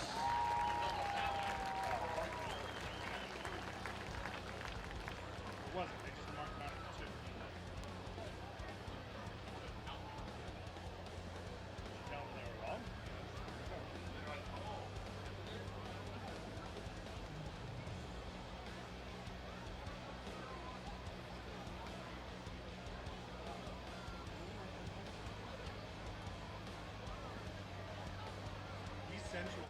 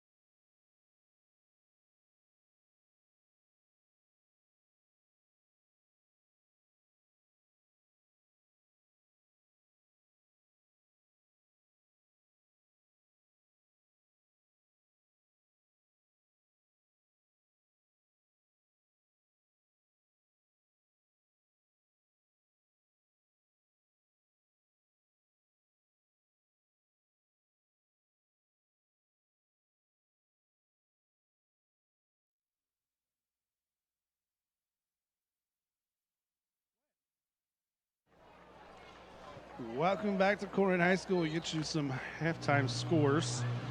We have some stats, but I don't think any of the names and numbers attached to those stats are right, so we might be a little slow on those. Some scores around the city. I'll start. Fairfield trails Wayne from Dayton. Dayton-Wayne 17-7. Dayton-Wayne leads Fairfield. Mason trails Gahanna Lincoln 7-3. Kings over Sycamore 14-7. Centerville leads Lakota East 17-14. Lakota West scored first. They are up, or scored last. They are up on St. X 14-7. Oak Hills on top of Turpin 21-17. Middletown leads Troy 14-3. In the big matchup of the night, number 1, number 2 in the city, the Princeton Vikings and Moeller Crusaders all tied up at 7. Moeller on a long pass, scoring most recently. Elsewhere around the city, the other big matchup, the 3-time defending state runner-ups, the Springfield Wildcats trail the Wittenwoods Warriors 9-0. Wittenwood starts their season scoring with a blocked punt for a safety. Elsewhere, East Central and Lawrenceburg all tied at 0. East Central defending Indiana State champs. Lawrenceburg looking to beat East Central for the first time Ever? Covcath and Ryle in 2 Northern Kentucky big Powerhouses, schools. absolutely. Well, one of them's a powerhouse. One of them's Ryle. Covcath and Ryle tied up at 7. And way out there in farmland, Edgewood trails Milford 27-3. That's awesome. I did get a chance to look at the stats, and you're right. They seem to be a little bit off in terms of the names, but here's generally what you need to know, right? It seems like, and it looked this way, and the stats kind of play out this way, both these teams have been fairly even in the first half. I think Colerain has maybe one more penalty than LaSalle, maybe 1 or 2 less first downs. It really, the entire first half was the story of the big pass play by LaSalle that got them all the way down. And it really is the difference. I mean, Colerain outrushed LaSalle there in the first half, but both teams with over 100 yards of offense, but that one big pass play really been the difference here. 167 yards in the first half for the Lancers, 102 for the Cardinals. Cardinals have won the time of possession. Did have the one big punt, but also had the one bad punt. Lancers really haven't had much success punting. Might want to avoid that here going forward. Avoid that stat. Yeah. Now, the Cardinals did receive the kickoff to start the game, so they will be kicking off to the Lancers here in the second half. Oh, man. Who's that kid with no stickers kicking field goals from 45 yards out? I don't know. No stickers, all Is there white a helmet. freshman kicker we don't know about? Because he just blasted that thing. I mean, for a freshman kicker. Number 48. Yeah. Let's take a look at the roster, see if he's on there. I mean, he's on the sideline. I mean, it's warm-up, so it's probably pretty easy with no pressure and stuff. So Johnny Vasquez. it says senior, but he has no stickers on his helmet. That's interesting.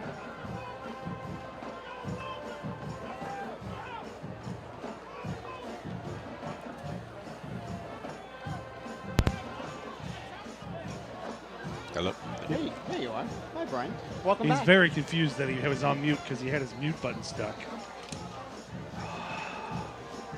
See, it says Johnny Vasquez is a senior, but he has Right. no stickers on his helmet like he's a freshman. But he also, I'm guessing, could be a soccer player who just hasn't got his stripes yet. A lot of times, if you don't have a kicker, I've seen it in the past where they just find them just weeks before the season. They show up on the soccer field and say, "Hey, any of you guys have a chance of doing that?" And if you're interested kicking over and kicking the oblong ground ball? Well, he will be kicking off. So is this There you go. Johnny Vasquez. 5'10", 291. 191. Nope, it says It says 191. He is on the boys soccer team, so there you go. Starting the third quarter, we have number 48, Johnny Vasquez. He's also, we confirmed he's on the soccer team. And he is on the soccer team? All right. So there's your answers. He's not a Tiger, though. He doesn't have to earn his stripes. Just give him his stripes. He's not a freshman. And there's only one stripe down the middle. The rest, there's 2 Cardinal heads that go on there, too. And then the little one that goes on the face mask. Let's see what Mr. Vasquez has got in him. The soccer player.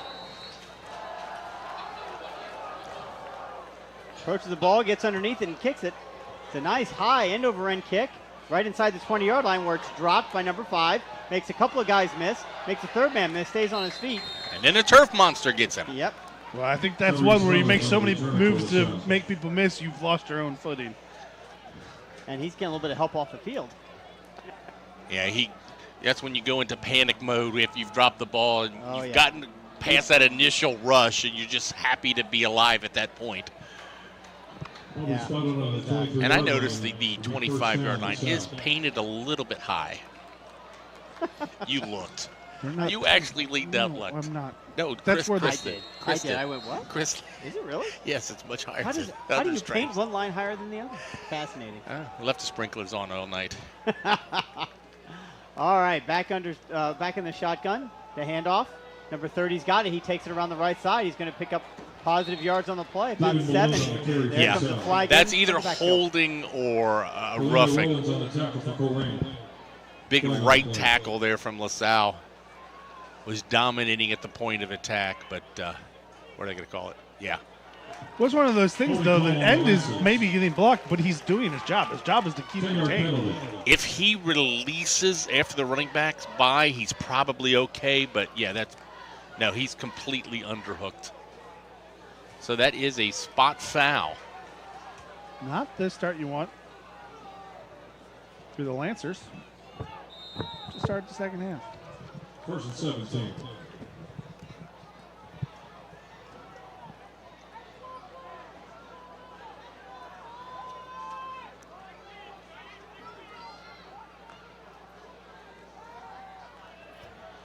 Just a quick little hitch to the outside, and not going to get a whole lot, but they will get about maybe 5-6 on the play, gets them that penalty yards back. Complete pass for the Lancers. They have a picture of Tom Bolden on their scoreboard across the place, the little signboard. And their play calling play? Their play calling. Why aren't you play? Well, you should probably be play calling our game. I know, but here we go. There's a fake handoff. McLaughlin keeps it. He runs around to the right side trying to find more room, and he gets none. Strung out by the Colerain defense. Number 7 down there for the tackle, as well as 8 Daniels. All these years, Chris made fun of us. He comes back after this hiatus, and he's easily distracted by shiny things. Well, no, it was a picture of Bolden's head. Shiny things, funny things. I wasn't ready for that. My apologies. 3rd and 12 for the Lancers. What else is on that board? The scoreboard, it's at the 21. What is this guy doing? Oh, whatever. I don't pay attention to that. So LaSalle taking up all the play clock down to 7 seconds. Yeah, they got some big boys on that offensive line, does LaSalle, but Colerain's getting some penetration now. McLaughlin's going to tuck it. He's going to keep himself. He's got some room to run. He's going to pick up the first down, stay on his feet, and make it out to the 40-yard line. Yeah, I believe that was a delayed draw design play. They went out and he looked downfield, but really they were just all on a go route. And if you don't see initially anything right away, he takes off. And there wasn't anyone in sight. Everybody had chased all the 4 goes. 1st and 10 on the 41.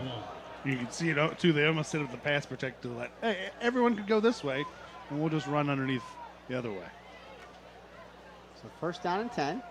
McLaughlin fakes the handoff, keeps himself, slides down his feet, stiff arms. Number 3 makes a move and still on his feet. He's going to get the first down inside the 40-yard line. Good run for the senior quarterback from LaSalle. That's going to be where he's going to hurt Colerain tonight, is with his feet, I think. I don't necessarily know that throwing the ball is going to be his strength tonight to get this victory. First down for the Lancers at the Cardinal 40. Back-to-back first down runs for McLaughlin, the senior. Salle up 7-0. Look to add to it. There's a handoff to number 3. Running back lowers his shoulder, but he's going to get tackled after just a short gain of 2. The carry for the Lancers. Jay, another good play up front. Called his name a lot. Number 25, Javante Burnett. That was Devin Bird on the carry. 5'8", 230-pound senior. It's funny. This is kind of the first time we're seeing this new look for four-man front defensive look from the Cardinals. And it's funny, of all those years running that 50 slant, you can complain about certain things. Turns out those are the same weaknesses every defensive has. You're going to get cushion on the corners, you're going to get beat at the seams, and you're going to struggle stopping a running quarterback. Doesn't really matter what defense you're running. It's kind of what the offense is trying to do. It's the old adage, right? It's not about the X's and O's, it's about the Jimmys and the Joes. Who do you got? And at the high school level, a running quarterback, the dual threat quarterback is more dangerous at the high school level than any level here. Absolutely. So Bird is still down on the field. It looks like they're just stretching out some cramps here.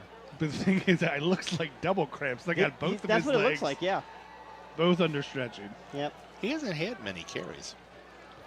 Well, no, none of them have, right? Because they keep cycling the backs in and out. Well, he did have a bunch of carries to start, and then he came out. He hasn't had the ball. I don't think he touched the ball in the second quarter. It's definitely a cramping issue. He's stretching out those calves, but he could be done for the night. He probably should be. And again, thanks for everybody listening at home. This is a joint broadcast from Waycross Community Media. Thanks to all of our volunteers tonight. And if you're watching us on YouTube, click the like button. Make sure you subscribe to us. We'll have every game this year on our YouTube page. Reach us in the booth at radio@wearecolerain.com. Going to break the action. Moeller did score right before halftime. They're at 14-7.5 there. That poor number 3, he is walking gingerly off the Well, sideline. when both legs are cramped, you kind of penguin walking out. Well, you want him to walk it out, but you don't have any underclass and offensive linemen that can run out there real quick and grab a shoulder. Right. So 2nd down and 8. Cardinal defense needs to step up here, get a stop. There's a handoff once again right over the middle to number 19. On the carry for the Lancers, number 19, Isaac Goldschmidt. Tackle made by number 16 for the Cardinals. Rolando, number 16, Rollins. Tell you, we're not going to call his name, probably not, but John Matheny, your left defensive tackle, is really doing a lot. Tried a quick snap, and the Cardinals caught.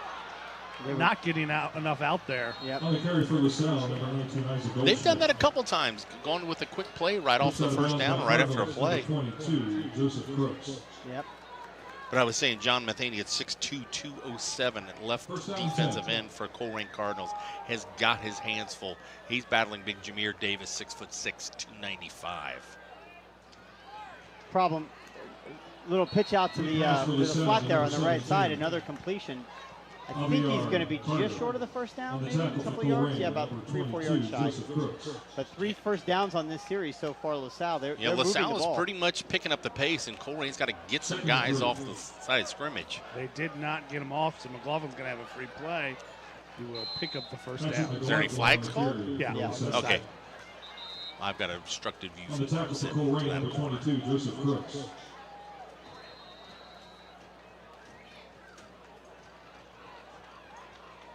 Legal substitution by the Colerain Cardinals. Yeah, just too many men on the field. I think it's legal. Too many men on the field. Well, certainly not the way the Cardinals wanted to start the second half. Well, it was until that quarterback draw. Yeah. Yeah, they had them where they wanted. They'd gone 3, just didn't get it out. Yeah, that really that quickly changed momentum. Well, and Colerain trying to stay fresh, bringing in new defenders and against this big offensive line. But LaSalle, this quarter is coming out with a fast-paced offense. And yep. There's a handoff once again to 19. He's met the line of scrimmage, but he's going to bully forward. Colerain stripped the ball from him. If you didn't play that play dead, that's Colerain's ball. I think they're calling it down, which I don't know how you can call it down. I mean, the pile was still moving, I thought. Here's the replay. Let's take a look. Well, the pile, it all depends. I don't know if we'll be able to hear the whistle on this, but it's going forward. It's going forward. Yeah, the ball is out now. Second down and goal. There's the handoff to number 19. He's going to take it and go into the end zone. He's going to be in. So from possible strip and turn to a LaSalle touchdown. Yeah, LaSalle just uses that size and that offensive line and just brute force straight ahead. Yep. On to kick the extra point for the Lancers. Number 80, Jack Schroeder.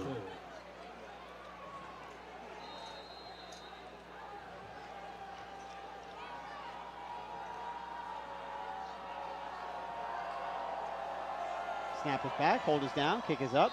Strong kick, and it is good. With 7:53 to play in the third. 14. It's LaSalle Lancers 14, Colerain Cardinals 0. A couple other updates. Walnut Hills 16, Western Hills 0. So Walnut Hills, Western Hills battling really for that bottom of the Region 4 with the Cardinals last year. Elsewhere, Mason takes the lead to start the third quarter. They lead Lincoln 10-7. And Colerain's got to do something on this series.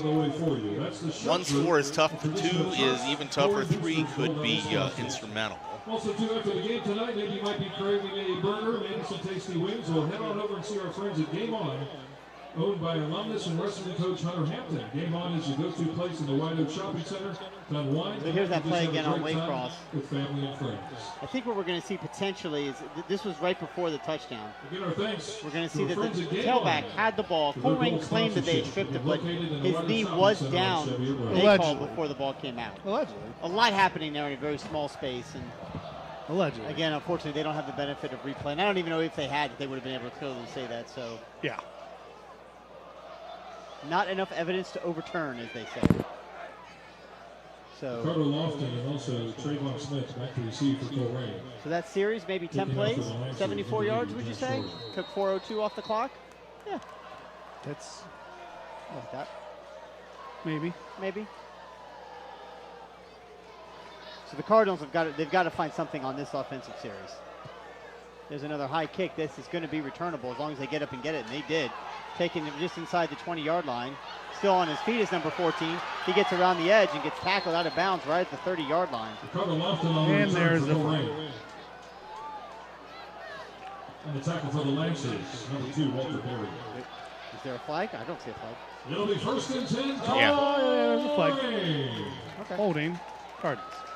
Yeah, he got the corner, but he may have got the corner because he got a little help from a holding. Flag on the play.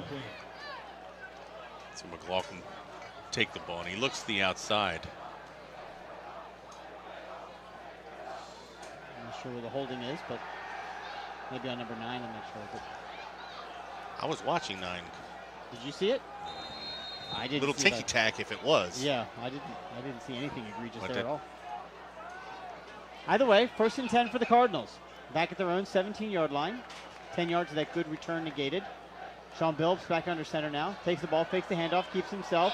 Runs around wide, makes one man miss, makes another man miss. He's into the open, he's down to the 40. It's a foot race. Not going to get all the way down there, but he gets all the way into LaSalle territory. Great opening run for the Cardinals senior quarterback. There's a flag on the field. Claude Moore on the tackle for the Lancers.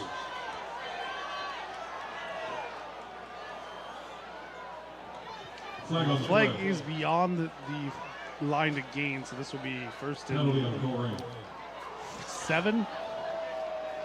1st and 4. And we'll see where the spot is here. He's holding on the Cardinals downfield.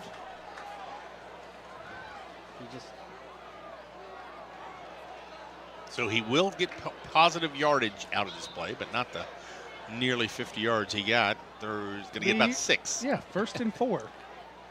Good call, Brandon. Well, that is unfortunate. It's still a positive moving the ball forward. Yeah, but, you know. Not quite into LaSalle territory positive, but it's still positive. I mean, after giving up, 10-plus play drive to start the half, it results in a touchdown for your opponent. See, the thing is, though, you score that quickly. If you would have broken that off, your defense is tired from that long drive. Okay. Takes the handoff, keeps it himself. The ball's on the ground. It's a fumble. We'll see who gets it back. I think Colerain got it, number 55. Wrestled that out and saved it, but either way, that's going to be about a 5. You really couldn't see the ball come loose because it was in a pile of bodies, but you knew there was a fumble from all of the rush of orange beanbags thrown by the referees to mark the spot. Yeah, they'd run play action there and just trying to find a little bit of something, but they had a blitz going on from the LaSalle Lancers and really collapse that pocket even before he could pull the ball out of the mesh. So 5-yard loss, fumble recovery for the Cardinals. It'll be 2nd down and 9.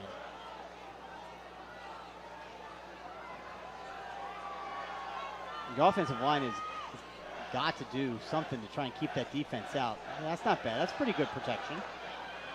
Sean Billups deciding this time what to do, running, scrambling, throwing, looking. It is thrown and knocked down. Incomplete. Nice play by the LaSalle defender. Yeah, it kind of turned into scramble drill right there. Billups looking all over, trying to find somebody. Nothing happening. Rolls to his left, still looking, then throws and knocked down by the defense of the Lancers. 12, Claude Moore.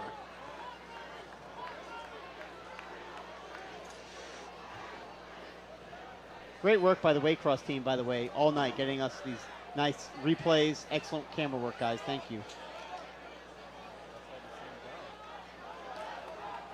All right, under 7 minutes to go here in the 3rd quarter. Colerain, 3rd and 9. Yet another 3rd and long they face tonight. Number 4 goes in motion. This has got to be a pass play. Drops back, looks to pass. It's thrown, and it is caught by number 4. He steps back trying to make some guys miss. Going to stay on his feet. He's going to be tackled short of the 1st down, probably 2 yards shy. Good effort, made a few guys miss. Did he start the game with that big old knee brace on? Was he one of the ones that got hurt early? Yeah, there wasn't any thought that they were going to go for this. Well, they're going to have to do something now because the Cardinals went straight to the line to do the quarterback sneak. But Coach Huber had sent the punt team in. Looked like your offense wanted to run that quick snap quarterback sneak. The quarterback sneak been effective. Not a good place to attempt it, because if you're down 2 scores and you cannot get stopped at that point and turn it over inside your own 30-yard line. It's been very interesting for the Cardinals offensively from the simple fact that outside of the one attempted screen pass, you have Cooper Creek, who was one of your better players, 2-way player last year, is exclusively played tight end, and I think that's his only target, is that intercepted screen attempt. As close as the safeties are cheating up. I'm surprised they haven't, and his pass was in motion to the outside. I'm surprised they haven't attacked in between the paint, in the stripes, in the middle of the field with a tight end. Back to punt for Colerain, number 2, Cooper Creek.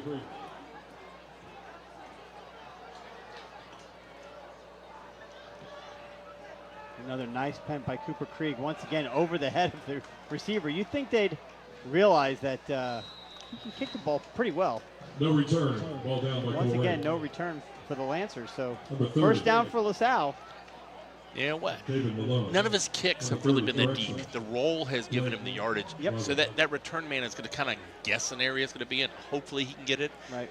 And just use his judgment whether he can get to it or not. You saw him there. He wanted to pick that ball up. He's done that a couple 1st and times. 10 Lancers. But he's made good Ball spotted on the decisions. 28.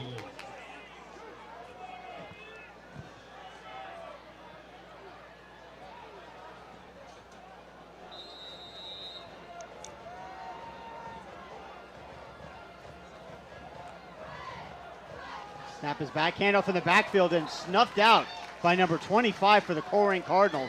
Tackled for a loss. And that young man, Javante Burnett, has been everywhere this afternoon or this evening for the Cardinals defensive line, and makes a big loss there. Couple of Lancers down on the turf. Official timeout. Again, hopefully nothing but cramps. Well, one of them's they're both cramps. I was gonna say one's for sure a cramp. Now this is interesting. You usually don't see an offensive lineman cramp.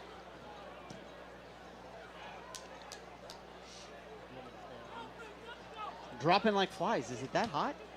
You know, it really isn't, but all week has been in the 70s, low 80s, and today it was in the higher 80s. So, I mean, none of those are an excuse. It should be, Right. I mean, It's what you did yesterday. You're hydrating yesterday and this morning. Right. The field turf, it is a little bit warmer down there. The black pellets underneath holds the heat. Yeah, but the sun's been down for about 25 minutes. Yeah. Right. The good news is it looks like one of them is up and walking off the field on his own, so that's good. The other one's still down. Get them stretched out, give them the time they need to get healthy. 6:06 left to go here in the third quarter. LaSalle up 14-0. Yeah, they will need to substitute on the offensive line for the first time. Ray Murphy, the left guard, was the one that walked off with the cramp there.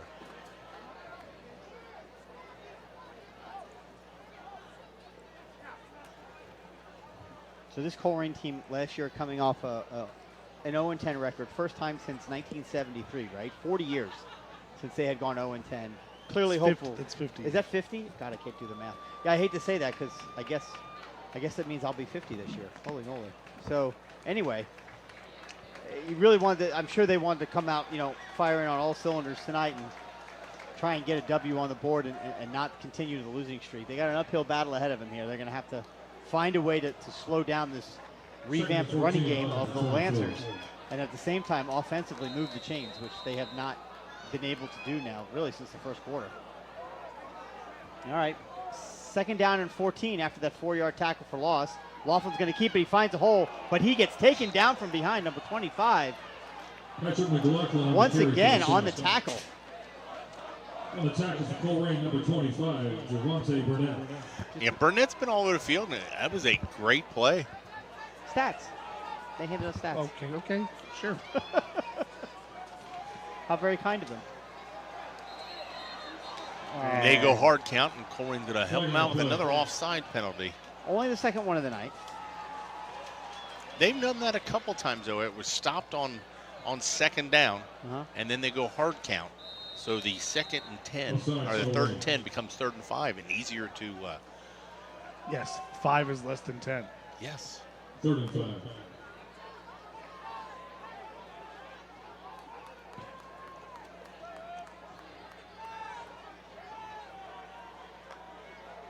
Drops back, looks to pass, does McLaughlin, and he does. He throws, it's incomplete. The receiver fell Did he down. just fall down? I think he just fell down in his route. Maybe he tried to make a cut and just fell down. I mean, I don't see any Cardinal defend. Yep, he just, I think. Well, he had bumped into the initial. He wasn't the intended receiver either. The No, guy who fell. Yeah. Yeah. There's no defender there because they were jumping the. He had bumped into the cornerback, but didn't fall. Yeah, the guy who fell 3 steps later. All right. So the Lancers have struggled at punting tonight. They're going to punt. They're going to punt here. Colerain should send them all. Send everybody. There you go. Put pressure on them.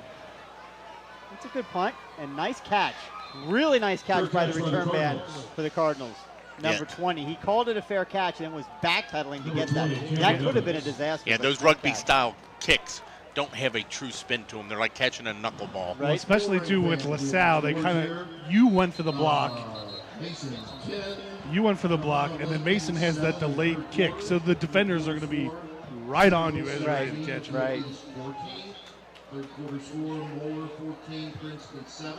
And a Colerain player cramping now. And number 16. Kids these days, I mean, I'm sure, Brandon, you're the closest we've got to an athlete in the booth, or most recent, I should say. And, it's not saying a lot.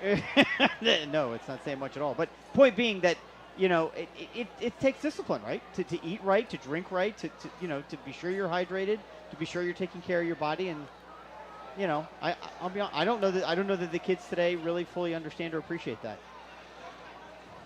Now, normally I would say the past couple of years, it's a different ball game because of the amount of kids that were going both ways, and it's not just a Colerain thing; it's an everyone thing now. Just the numbers aren't what they were back in the day. But honestly, I don't see much of anyone on either team tonight going both ways. No, there's a lot of. This is mostly 2 platoon here. The only guys I kind of see maybe are some of the DB wide receivers that aren't like playing every down, maybe coming for a package or so.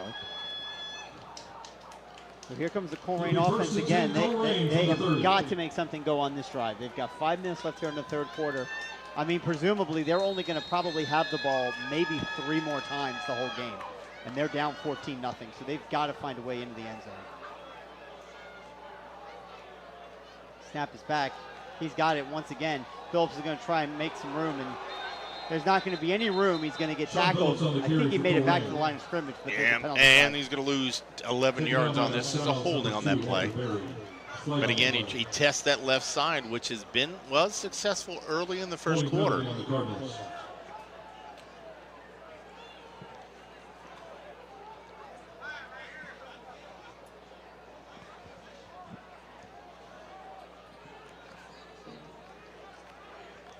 So they will take the penalty, be 1st and 20 for the Cardinals. There you go, ball taken back. That's to an the interesting, do you take 2nd and 12 or 1st and 20? I think they're thinking that Colerain can't move the ball. They're struggling to move the ball. The further back we push them, the better field position we're going to get when they punt it eventually. So there's a nice pass out to number 9. Caught it, but only 2-yard gain on the play. I mean, he threw that ball a long way to pick up 2 yards. A little more than 2 yards. Yeah, maybe 3, 4, possibly. Yeah, it's like 4. Is it? Well, that's something. It's a long throw for 4 yards. Yeah. It really was. I'd like to see a little bit more timing routes. They're making him go back and he's reading and he's not making quick decisions. Just have a simple 2-3 step bang and throw. But they tried the screen game earlier, but LaSalle has been onto that. Throw to Cooper Creek once again. Yeah.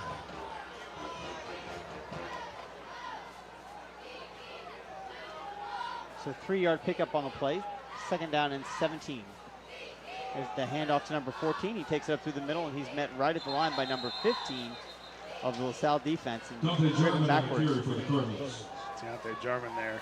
Just couldn't find any space. Now the thing is, the other team knows your best receiver is also someone's got to. There we go. So someone came in for the Cardinals. Someone's got to come out. Well, that's 2 down 16. Ball on the 24. There. 29. 3rd and 16 for the Cardinals. 24.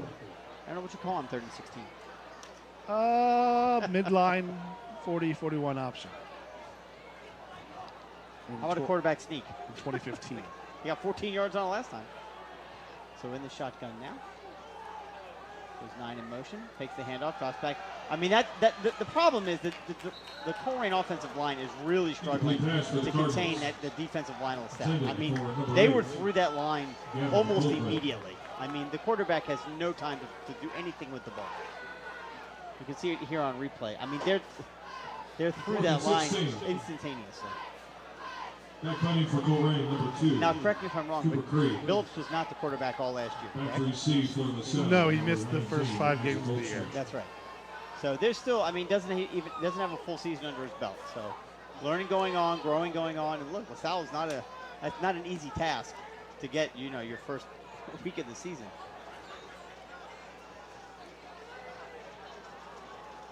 He's got it. Very heavy pressure on him. I don't think anyone touched the ball, but he kind of short kicked that just to get it away. And well, Colerain was late getting their personnel in there, then ran somebody in motion to the right side, which left unblocked to the left. Yeah. So that punt was doomed from the beginning because they couldn't get 11 guys on the field. It's one thing when you can't get positive yards on offense. It's a whole other thing when then you can't punt the ball past the original line of scrimmage. Thanks to Dr. Murdoch for their sponsorship here at Colerain High School. So LaSalle will start off 1st and 10 at the Colerain 35-yard line, up 14-0. The score here pretty much ends the game. I would be shocked if LaSalle even attempts to pass the rest of the way. David Malone. They're going to hand the ball off. They're going to quarterback sneak, quarterback run. With the fatigue setting in, emotions are kind of down for the Colerain. They're just fullback, quarterback run straight at them. They should. That's what they should do. Yeah. I mean, again, there's just no. You don't want to stop the clock. Larry Cox is not coaching in this league anymore. That's true. This isn't even a league game, so. Nope. I know. Takes the handoff. Number 9, McLaughlin takes it, keeps it, holds on to it. There's the whistle. He's going to pick up about 5 yards on the play. Not enough for the first down, but a good solid run. On the tackle for Colerain. Probably in 2-down territory, 3rd down and 3. Yeah, we don't know what kind of kicking situation they have, but one would assume it's 2-down territory. Yeah, well, with a two touchdown lead, makes total sense. All right, he's got trips to the right, one right receiver to the short side of the field. And they won't have to worry about those extra downs. Cardinals jump. So third offsides against the Cardinals. Yeah, they've fixed that hard count in a couple times, and when they do it, Colerain's fell for it, as you said, 3 times tonight. 5-yard penalty, first and 10, LaSalle. It's just a mental mistake. You just can't. You have to be sharper than that. Once again, it doesn't even look like Colerain was set. I mean, they're going to do all right. Number 16 on the tackle of the running back, but I'll tell you what, they seem to still be moving, Brandon, when that ball was hiked. On the tackle for Colerain, Robbie Ballard. Yep, Orlando Rowland, we called his name several times again, making the play the junior middle linebacker. So second down and 9, only 1 yard gain on that play. Really tight formation here. Once again, fakes the handoff, does McLaughlin. He takes it and runs wide. Tries to make one man miss, but good open field tackle by number 3 for the Cardinals. Gets his arm around his legs and takes McLaughlin down. Very Heath Davis, very close there to getting called for tripping, though. It almost looked like when he kind of took him down, he kind of used his legs a little bit. We can look at it, how close it actually was from our angle. Let's see here on the replay. Yeah. No, that was all shoulder. I know, but it's almost. That was all shoulder. Almost tripping. Third down and 5. Third down and 6, excuse me. So again, probably 2 down territory. Let's see if the Cardinals can hold him here. Drops back to pass, does McLaughlin. He throws it and it is incomplete, dropped by the receiver. The clock will stop and it'll be 4th down and 6. That's a good benefit for the Colerain Cardinals. He wasn't going to go anywhere. He wasn't going to pick up any yardage. But it stops the clock. Odd play call. I understand it to kind of run that. Right. Everyone that was a throwaway. But no, the route was just odd because I get you want to throw underneath the defense, but the other receivers just kind of stopped and left all the defenders in the area. If they keep running, no one's there defending it. Yeah, LaSalle tries to draw Colerain off with a hard count. This time they don't. It is 4th down. There's no way that McLaughlin's throwing this ball. He's going to tuck it and run. And he throws it right across the middle, and it is incomplete. In and out of the hands of the intended receiver. It was there. He catches that ball. It's a 1st down and goal. But he did not. It is dropped, and it would be a turnover on downs for the Colerain defense. We might have a timeout here for an extended period. We're talking about all the kids going down with cramps. We might have ourselves a referee down with cramps. Uh-oh. You're right. In the end zone, maybe the back judge? Not sure. I don't think down to a knee. I don't think that's cramps, but and you said pass. I think they put him in a situation where, all right, if he's there over the middle, throw it to him. If not, you can tuck and run. One pass option. Cardinals did a good job there of forcing him to throw into a small window, and he missed that small window. Well, he didn't miss the window. The window was there. He hit him in the hands. That ball should have been caught. Any score updates, Brandon? Oh, do you want score updates? Yeah. Okay, I can try to get see if you can find any. Harrison leads Loveland 20-7 at halftime. Yeah, that was an update. Harrison 33-7. Sorry. Harrison's up 33-7 on Loveland. Mm-hmm. That Harrison program, I'll tell you what, man. Former Colerain Mybers out there at AD doing a great job. They've got all the resources they have. Oak Hills leads Turpin 31-24 to start the 4th. Oak Hills, look at that. Scoring 31 points. It's been a while. Snap is back. Bulbs has got it. Looks to pass. Got time. Throws it deep down the middle, and it is caught! Unbelievable. Number 9. The ball hit him in both hands, and he jumbled into the air, but he brought it down. It's a 1st down for the Cardinals up to the 45-yard line. He had time to throw it this time, and I think maybe if he catches that immediately, could run with it a little bit. He had to slow down to recollect on the ball. He had to make the circus catch because he didn't catch the initial throw. Cardinals will try to get a play off before the end of the quarter. I do not think they're going to get that done. Clock will run out. And after 3 quarters of play here, Colerain High School, it's the Lancers of LaSalle 14, Colerain Cardinals nothing. I'd like to take a moment out to thank our friends. You know, there's some good things to say about this Colerain team so far. I mean, when given the time, he's been able to throw the ball. They've shown that they can run it. They've broken a couple big plays. They just got to put it together. Well, I mean, again, I've been gone for 2 years, so I know nothing, right? So you guys told me at intermission that you're seeing some things this year, this game, this first half, that you did not see last year, which is a good sign, right? Getting things moving in the right direction. I think Coach Daniel Rod, the offensive coordinator now full-time, is going to give that offense a chance. I think it's going to take some time in order for them to really accept it and move forward with it. Well, and you brought in a lot of other coaches, too. I haven't been on the sidelines. We're just speculating. Right. But just seems to be a better attitude on the sideline. Coming in and out of games, there's been a few personnel, guys late been, but, I think that's been more substitute because guys have been cramping. Yeah, agreed. So here we go. Flip that ball around now. 1st and 10 on their own 45-yard line.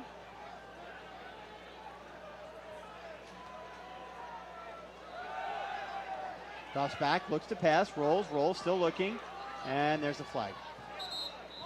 Incomplete pass to Colerain. Yeah, it's in the area of holding. Well, it is holding. Flag on the play. We've got, it appears to be a LaSalle player down again. So through 3 quarters, let's do some quick individual stats here. Sean Billups with the net 97 yards rushing, 47 long so far in this game. Brandon Smith, the only other significant rusher, he's got 10 yards rushing. Billups passing is 6 for 11 with an interception, only 47 yards through the air. Led by Trayvon Smith, who's got 2 catches for 29 yards. On the other side of the ball, Pat McLaughlin, he's got 9 rushes for 59 yards. It seems like a lot more than that, but he does have a touchdown added to that.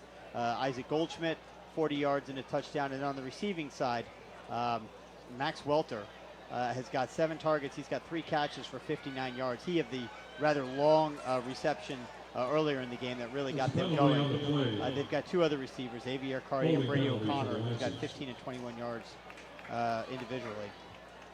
I'm trying to look here for... Yeah, there was called a holding, Chris, and it's going to go all the way back to the 35-yard line. Oh, man. A couple other quick updates. Kings extends their lead 21-7 now over Sycamore. Dakota West extends their lead 17-7 over St. X and just stopped St. X on 4th down.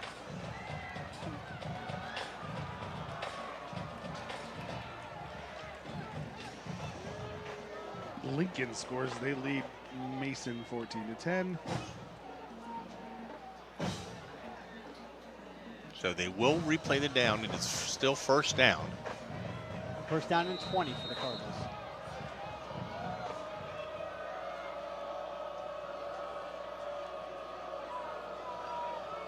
See what Billups can do here. Drops back, looks to pass, make a man miss. He's running around the backfield now, looking to pass.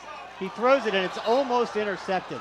Dangerous pass when you're trying to throw that ball back across the middle like that. Yeah, and he's running against his arm. He's directing traffic. He saw a man one-on-one, but not an accurate pass. Kind of throws it behind the receiver. Yeah, you can throw the ball on the run, but you're always going to be at the advantage when you're throwing in the direction of your shoulders, not back across your body. And as we've seen so far tonight, when he gets out in space, right, and it really, unfortunately, it really makes it susceptible for the offensive linemen to maybe hold a little bit more than what they should. Well, and those are going to get called. Being down 2 scores, LaSalle knows that he's going to be passing, so they're bringing every linebacker. They're blitzing on almost every play. Drops back, looks to pass again. He's going to keep it, and he throws it, and it's going to be incomplete. Intended for number 4, but he was in the grasp of a LaSalle defender as he let that ball go. He's had a little bit of time. He just either the routes have got to change a little shorter, a little bit timing.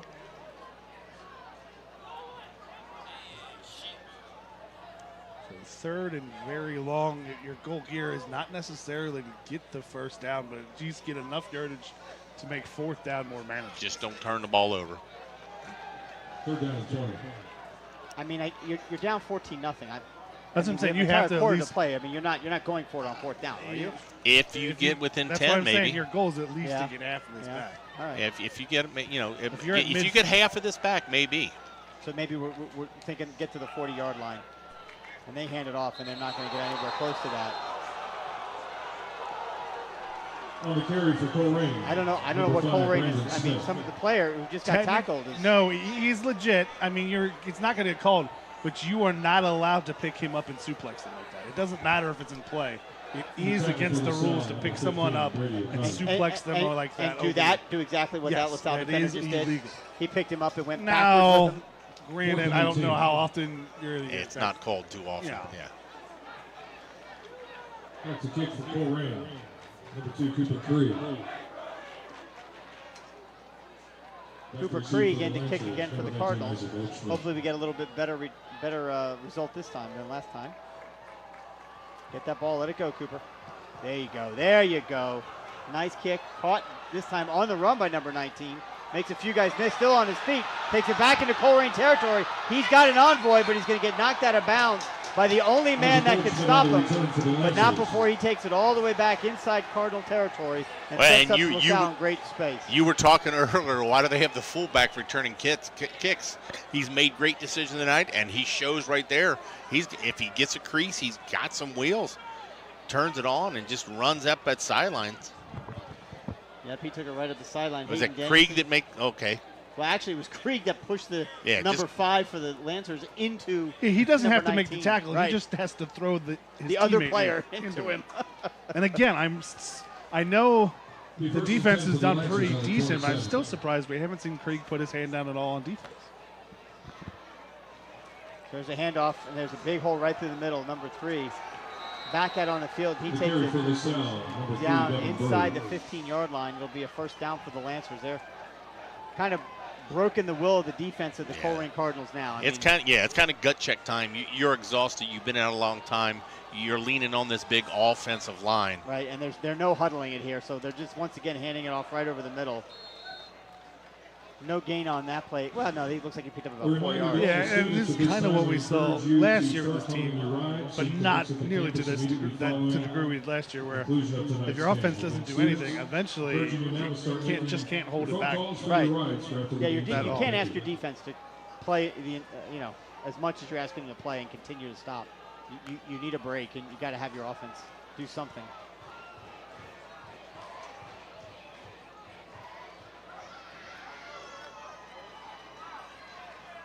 There's a handoff once again over the middle. Number 3's got it, stays on his feet, and he's into the end zone. So weaving his way through the middle of the Colerain defense was number 3, Bird, and he takes it in for the 3rd LaSalle touchdown of the evening. They've got 20 points on the board, extra point pending. Yeah, good blocking up front. Huge hole, but there's just kind of an effortless tackle by your safety right there. That's just a team that's just kind of tired and lost a little bit of emotional edge. This is gut check time. This is when coach can learn a lot about the team as the snap guys up. So bad snap, and the holder gets tackled, taken to the turf. So no extra point. It'll be 20-0 LaSalle with 9:46 left to go in the game. Yeah, that was not a good snap. It was high and it was behind him. So.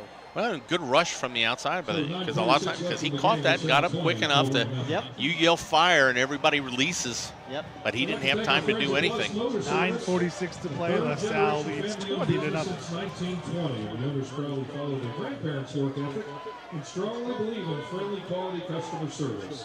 Plus motor service. I think that for the Cardinals here, I think the most important thing here is just to get a first down. We thank them for being a proud silver sponsor of the Colerain Boosters. We watch a replay of the touchdown. There's just a little bit of a crease, little sidestep. He goes up and then just shows a little power and just runs through. No stranger to Colerain High School.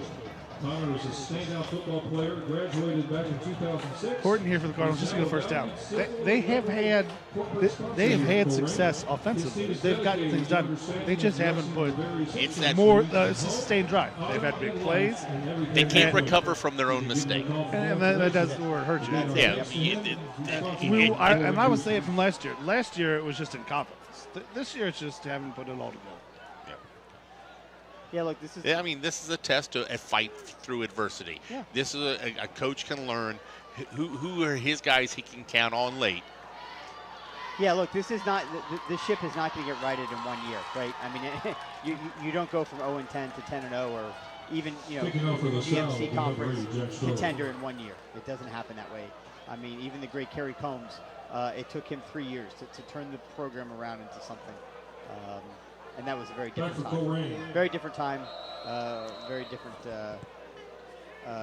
Number 9, situation. Eli Smith. The kickoffs have been nice, high, and deep. Devontae Jones. Again, That one is no different, but it's going to be caught. I think I'll probably let that one go into the end zone unless he thinks he can find a seam. Which he does Yes, not. that's a very eager Devontae sophomore Jones returned to the whose Cardinals. team's down 20. Give him a shot. Let him do something. I don't fault him with that. Make a No. play, young man. And the tackle for LaSalle. That was also the young man who made the tackle on Yeah. the extra point. What's his? You got him? That was one of the Jarmans. Deontay Jarman. See if we can get a number on him. Deontay, 28. 28. Yep, 28. There's also Jermaine Johnson, was number 28. First and 10. Yeah, 20 Colerain. years ago. Was it that long? Yeah. 2000, Yeah, that's when they had Johnson. 2002, 2003? No, 2001, 2003. Through 2003, yeah. That's 'Cause they- before your time. Actually, 2000 because he played That's it. the Johnson and Johnson Maurice, backfield Maurice back played in as the a day. little bit as a freshman, so yeah. Yeah. Maurice was like the first guy in Combs era to play as a freshman. Yep. Only because he was really fast. Really fast. Yeah. It wasn't because he was a big guy. Now, was he J.J. Davis fast? Yes. Yes.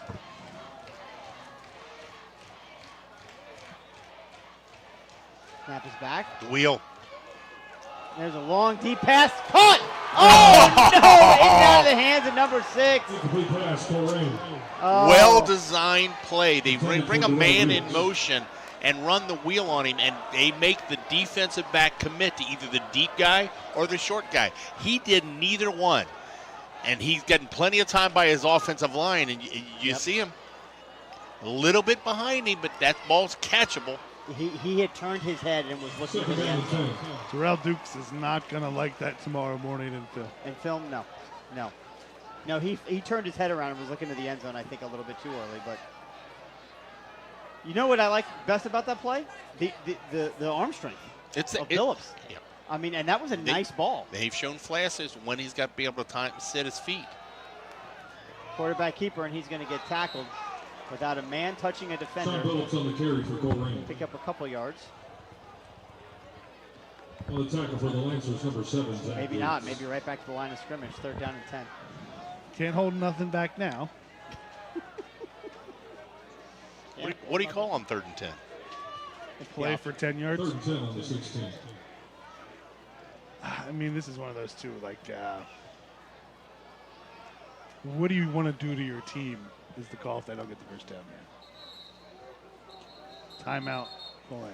Yeah, play It's a big clock. third down. If they don't get it here, it does raise the question: do you go for No. it, No. trying to win the game? No. Or, but you guys, let me finish. That's the point. Because I know what you're going to say and you're wrong, no matter how you phrase it. You guys think you're my daughter or something? She's 4. She has an excuse. And I can yell at her to make me listen to her because I'm her father. What is your suggestion, Brandon? My suggestion is, if you're going to win this game, you go for it on 4th down. Right. But you're giving up a short field if you don't get it. Do you want to take this more as, hey, this is a teaching moment. My team is already going to lose this game. I have to accept that. Let's not bury them week 1. Bury any sort of positives from this game. Like Point to me when you want me to answer that. Yeah, point to me when you want me to answer that. And I don't Brian- ever want you to talk. I actually pulled your mic. Brian, You're on mute. your thought on that? No, Okay. It doesn't go one way or the other. No to no, one. it's not a teaching moment because So you're saying go for it on 4th even down. if you You're got just saying no. even if you got it on 4th down, you're still down 3 scores. You still need 2 more. It's not a teaching moment. I got to tell you guys, I really missed this back and forth. We really missed the silence. We've been ignoring you the We whole game really anyway, missed so it doesn't your matter. silence. You've been talking way too much. There's the snap back. Let's see if Billups can get the 10 yards. It's another deep pass, and he throws it. It's going to be incomplete. Intended for number 4. So here's your 4th down and 10. 10 for number 4, James Johnson. Hands outstretched, looking for a pass interference call. Yeah, Saheed Davis got just mugged in the middle of the field, but it was no. That would have been more of a defensive holding than a Or- pass interference. or illegal contact. It wasn't really. Cooper Creek heading out to the field. So I Hey, think Chris, you know what I miss? I was just thinking about it. We're glad to have you back, and it's always good because we've been doing this for 16 years. Yes. Been a part of it, and it's fun to have you back. But Thank you. I agree with Brandon. The thing I miss is that text message. Hi, this is Chris watching from home. Well, I wasn't watching from home. I was watching from my son's Oh, football game. oh, yeah. Yeah, I was in the stands at either Thomas. Have we More heard or from your something wife else. tonight? Oh, I don't know. Brandon is I didn't get an neglecting email his from duties. her. He's She not might have doing been on the this. chat, but I haven't Okay. seen the chat in a while. Oh, that was a nice high punt. Missed a chance there to fake it, but it's okay. Yeah, that's all right. It's a teaching moment. At some point, Cooper Creek's got to get the ball somehow. If it's just a fake punt, take it.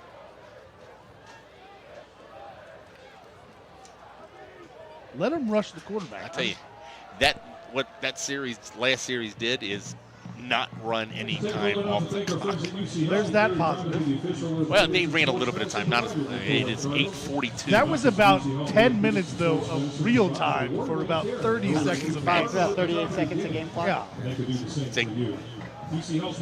Where LaSalle's about to have So, Chris, you got a good look over here.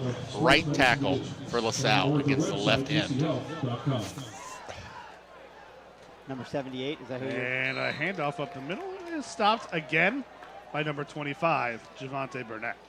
Now, I know he's on those read options. He might be the read, but the read isn't supposed to make the tackle. He's been in the backfield a whole bunch tonight.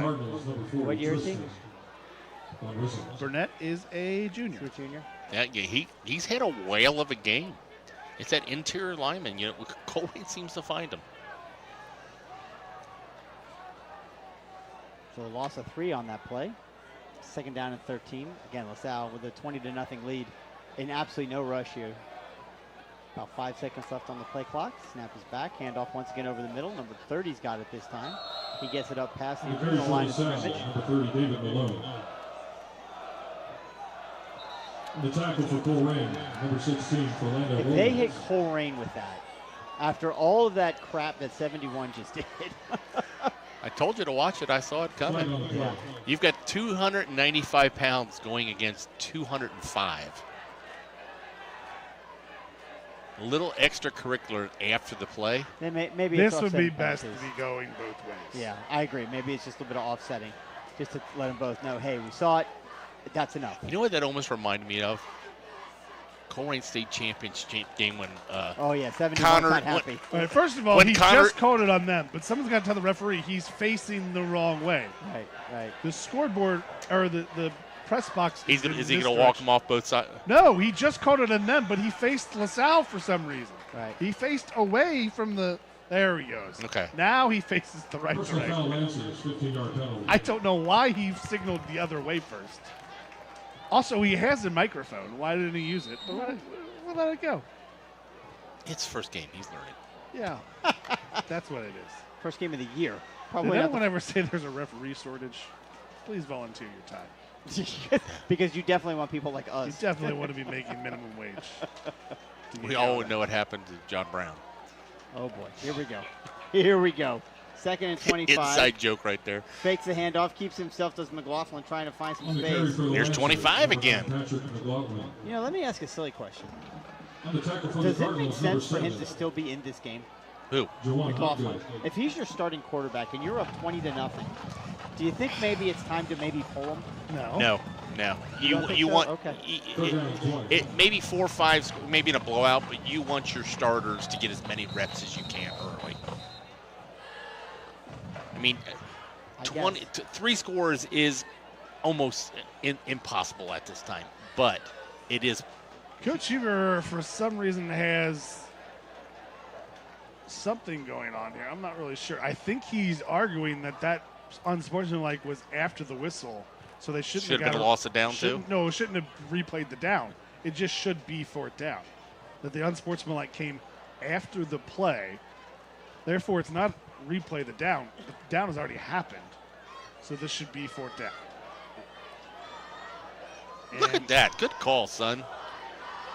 Your mother taught you well. she did. She did not, actually. I went to school with her. She did not. I did most of the work. Okay, so you're giving me credit? No, it's all You're self-taught. It's all It's just all self-taught. That's actually Yeah, a great call, Brandon. Good Yes. observation. Yeah, no, I'm not going to disagree. And I actually did go back to school, was graduate school with my Yeah. mother. Yeah. Thomas More, right? Thomas More There you go. College, the year before it turned into a university. Snap is back. There's the kick. This looks like nice high kick. Yeah. And That's the perfect high school kick. it is. It maybe went 30 yards, but there is no return. That's basically the equivalent of Pee Wee when you say punt and they just put the ball 30 yards downfield. Unless the defender calls spot pass. Or Which, I don't know if you've played in spot pass. no one has ever played spot I know, pass since the that's- 1970s in Northbrook. I don't even know what you're talking about. You yell spot, everybody's going to stop. But if it's incomplete, And you stop where you're at, but you can throw a pass from where he caught that ball. It's a backyard rule from the area from way back in the day. Huh. Creative.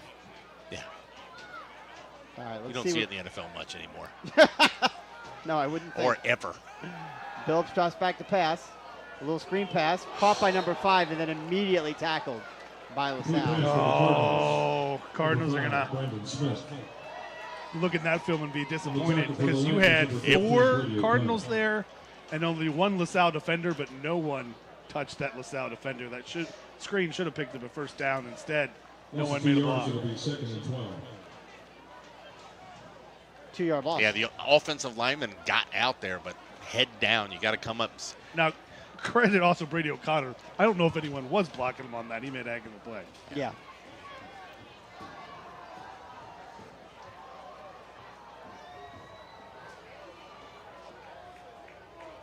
See what we could do here on 2nd and 12.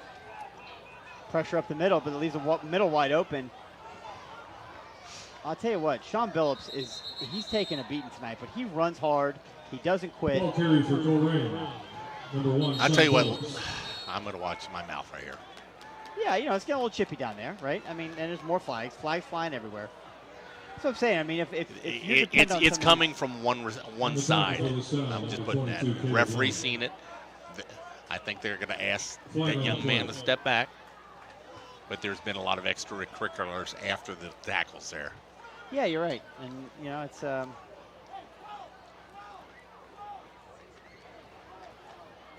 And going back to what you said about Billups, he runs hard, but he runs tall. Yeah, because he runs very upright. He runs very upright, and he's only 170 pounds. Right. That ball is exposed.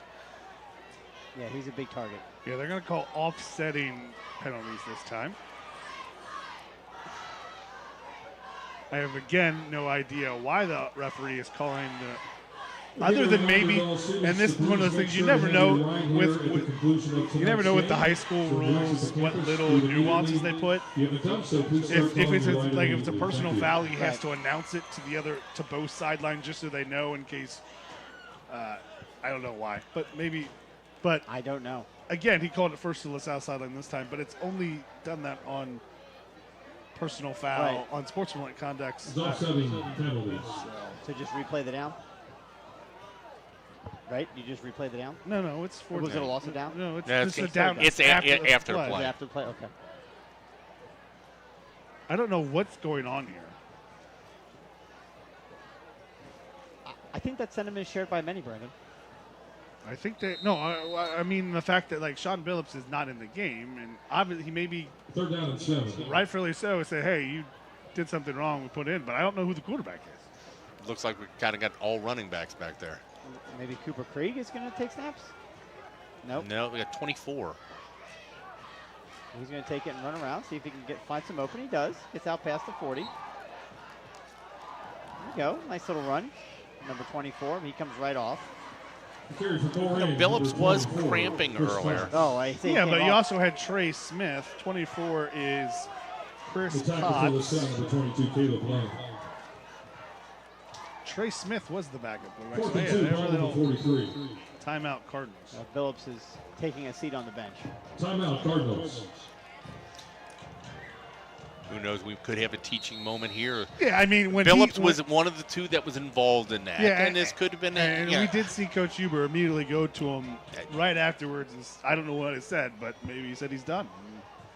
That's fine, but The confusion is I don't see number 6, right? Trey Smith, or 9, excuse me. Trey Smith is the other quarterback. I don't know. Well, that's if you're running him at quarterback. We saw multiple times last year where you brought in a defensive back or a wide receiver, running back, and just kind of run wildcat. We saw what they ran on that first play. They just ran a straight dive off tackle. Yeah, I'm just saying. Trey Smith did that in the first half when Billups' helmet came, or Billups had a crank. So now you're going to your third quarterback. I mean, maybe there's something up with Smith. I don't know. It's interesting nonetheless. It's interesting. I'm not saying it's right or wrong. I'm just saying it's interesting. Class of 2027 would make Chris Potts a sophomore.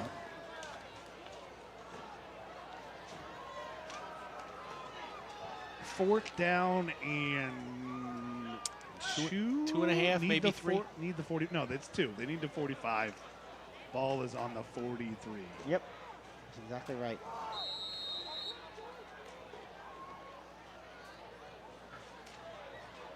It's a shame you can't get under center and just. There you go. Cut it back in. And First got down. It. Yep. That was a nice cut Chris back. Potts, the ball carrier. Showed good patience right there. Yeah. Follow the offensive line, and just when he saw the crease, planted his foot and Yep. committed. See that right here on the replay. He takes it, goes to his left. You'll see him plant his foot here. Bang, and then cut it right back inside. Pick up that first down.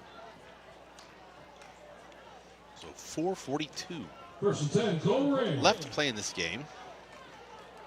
Cardinals are going to obviously start the year 0-1. I'm sure not what they wanted to start this year with, but again, credit LaSalle. This is not a bad football team. You know, they're going to win their fair share of games. I don't necessarily think they're a threat to win their region, but, you know. And unfortunately, that play was, it appeared to be stuffed out from the very beginning. Well, it happens. You have your third quarterback in there. Well, it's destined for failure. The timing was off on the motion. The timing was off on the snap. And Brandon said, you got your third quarterback on.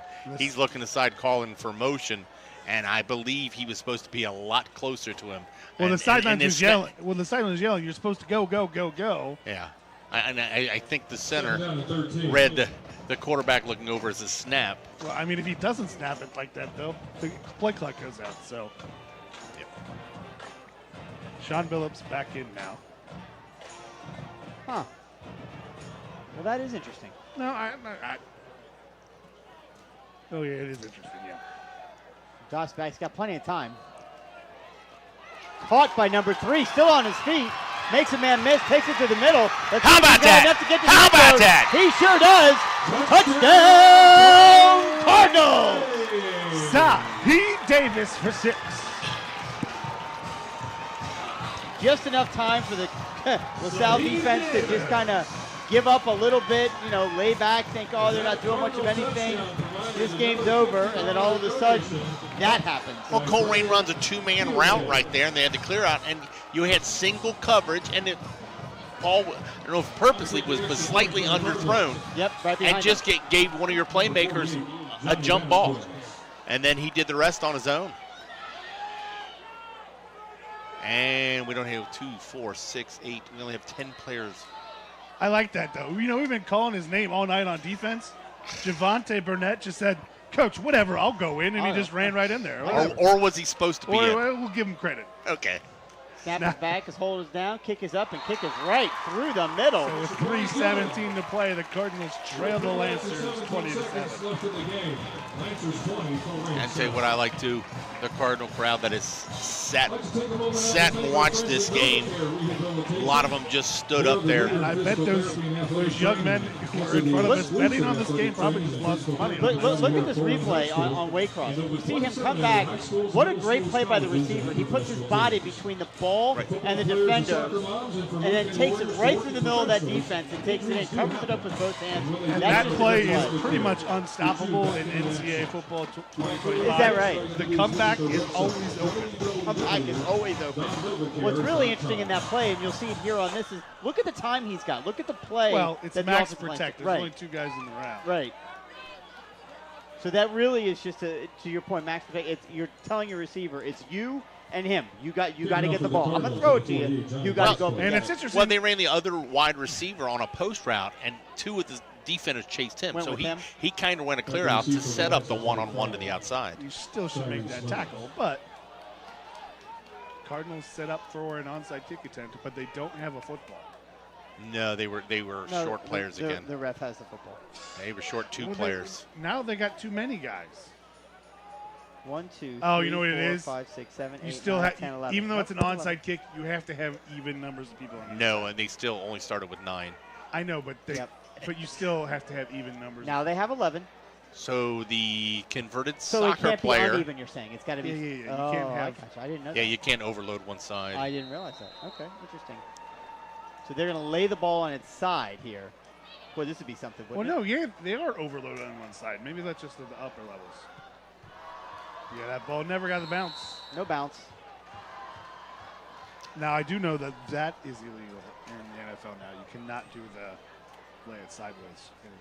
Oh, really? Yeah, they've changed those. They've made that Hunter kind of Ogden weird. for LaSalle. You've got to tell them ahead of time, and you can't do it if you're up so many Yeah, scores. honestly, you should just get.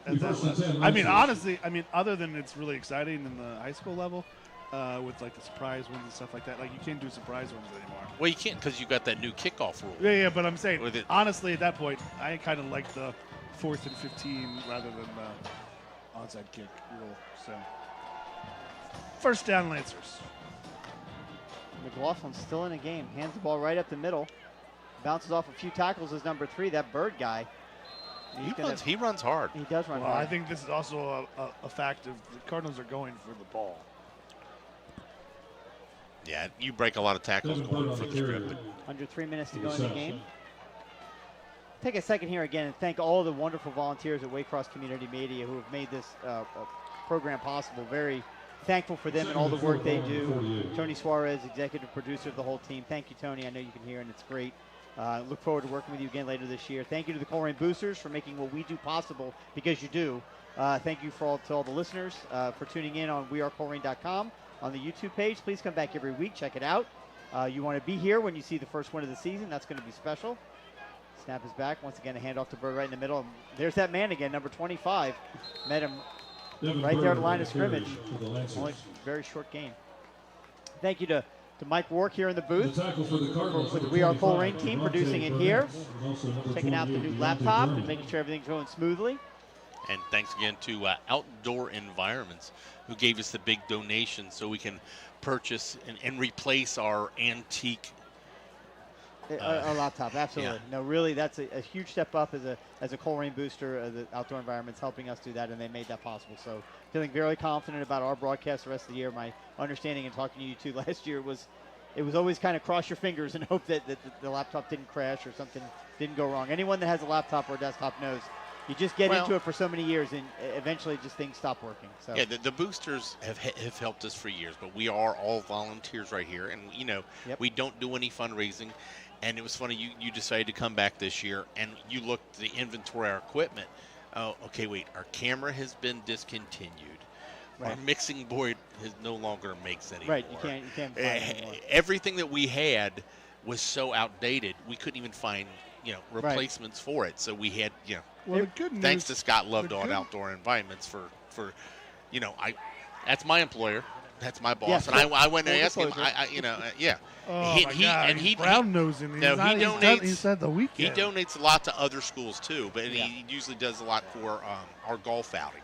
But I went to him in the office and told him what I needed and why I needed it, and we had a commitment and a check the next day. The good news is all the camera's older, but all the equipment's a little older.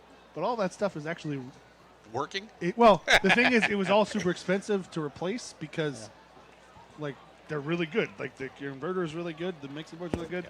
So those were really expensive. Luckily for us, we realized, we really just need to replace the laptop, and Yep. all the other stuff runs really well. Yep. But And if I am excited to use the new software. We have a whole new software that we're going to be using starting next week. Without the the help of the Waycross graphics. Here's a picture that run again, number 25 for the Cardinals, just stopping that. But it'll be fun next week. We'll see. I don't have the schedule right in front of me. I'm so sorry. I'm not sure who's Tomorrow, on next week is Fairfield Is it at Fairfield? home. At home, okay. I think we're at home the first 3 weeks of the year. aren't We are, and away the last 3. I There you believe. go. That's an interesting schedule. Typically, it's back and forth, back Yeah, and the forth. GMC schedule just rotates. It just so happens to Yeah. align with the home game for the first week. So if you're in the greater Cincinnati area and you can make it out, come So out next week. I'm not to Colerain sure what happened there. Fairfield's always a good LaSalle lined up for a play. Referees called timeout, and it's making Colerain's safety come off the field. After that big timeout, I don't. Maybe or something with his equipment, probably. game. And now they have started the clock. Under 2 minutes to go. McLaughlin once again trying to get the hard snap. Nobody jumped for the Cardinals. Plenty of time on the play clock. I mean, honestly, they should just be milking this thing all the way down to almost. Yeah, I don't nothing. even know why they're pretending like they're going to go for it here Yeah. any quicker. It's 3rd down and 4, so yeah, this is exactly what they should be doing. Just continuing, they're bleeding the clock all the way down. Cardinals do not have any timeouts, so a first down here would effectively end the game. McLaughlin's going to keep it. He's going to try and cut it upfield, and he might have enough for the first down. Patrick I McLaughlin see on where the they carry marked for him LaSalle. down. Yeah, he kind of slid into it, but he had the ball in front of him. Yep, it's no Orlando first Rollins down. on the tackle So that for the could do it Cardinals. here. LaSalle now can run the clock out. I got a couple of score updates elsewhere. Middletown First and 10, wins Lancers. 28-18 over Troy. Sycamore falls to Kings 42-7. Oh, my goodness. Centerville leads Lakota East with a late touch, or trying to make a comeback. They trail Centerville 24-21. Princeton scores a touchdown, but that's just to get it close. It's 28-14 Moeller in the fourth quarter. Princeton thought by many, I thought, to be the #1 team in the city. McLaughlin takes the, yeah, they were the number one in the coaches, or the Inquirer. Heavy is the head that wears the crown. Moeller's Matt Patansky, 21 of 25, 320 yards and 3 touchdowns. Now, is he the sophomore, or is he the Yes. senior? He's a junior now. He's a a junior, but he's the junior? one that they brought up and been talking about since he's a freshman. He's the one that started. He's the his- real deal. Did he play in the playoff game like Yes. 2 years ago? He's a came- freshman That played against As a Pick freshman, Central as a yes. freshman. who had a Okay. baseball scholarship to the SEC as a 8th Yep. grader. All right, Yeah. well, there it is, gentlemen. Pat McLaughlin took a knee for the last play of the game, and the Colerain Cardinals are going to fall to the LaSalle Lancers here at home to open the 2024 season by the score of 20-7. Hard fought both ways. Clearly, there is learning to be done. Hopefully, this is a clean line of handshakes all the way down. To a hard fought game for both teams. So obviously, a lot to grow on here for the Cardinals. Hopefully, they can step up and make it even closer, and maybe even pull out a win next week against Fairfield. Official end of the game. Brian, your thoughts? LaSalle 20, Colerain 7. Seen some growth. What we kind of watched and experienced last year did not show up on this field. Good. It was not a victory, but there were small victories throughout that. I won't go into specifics, but it's not too often you say you're happy after a loss. Yeah. But hey, look, it's like the fight is still in these Cardinals. to your point, it's about progress.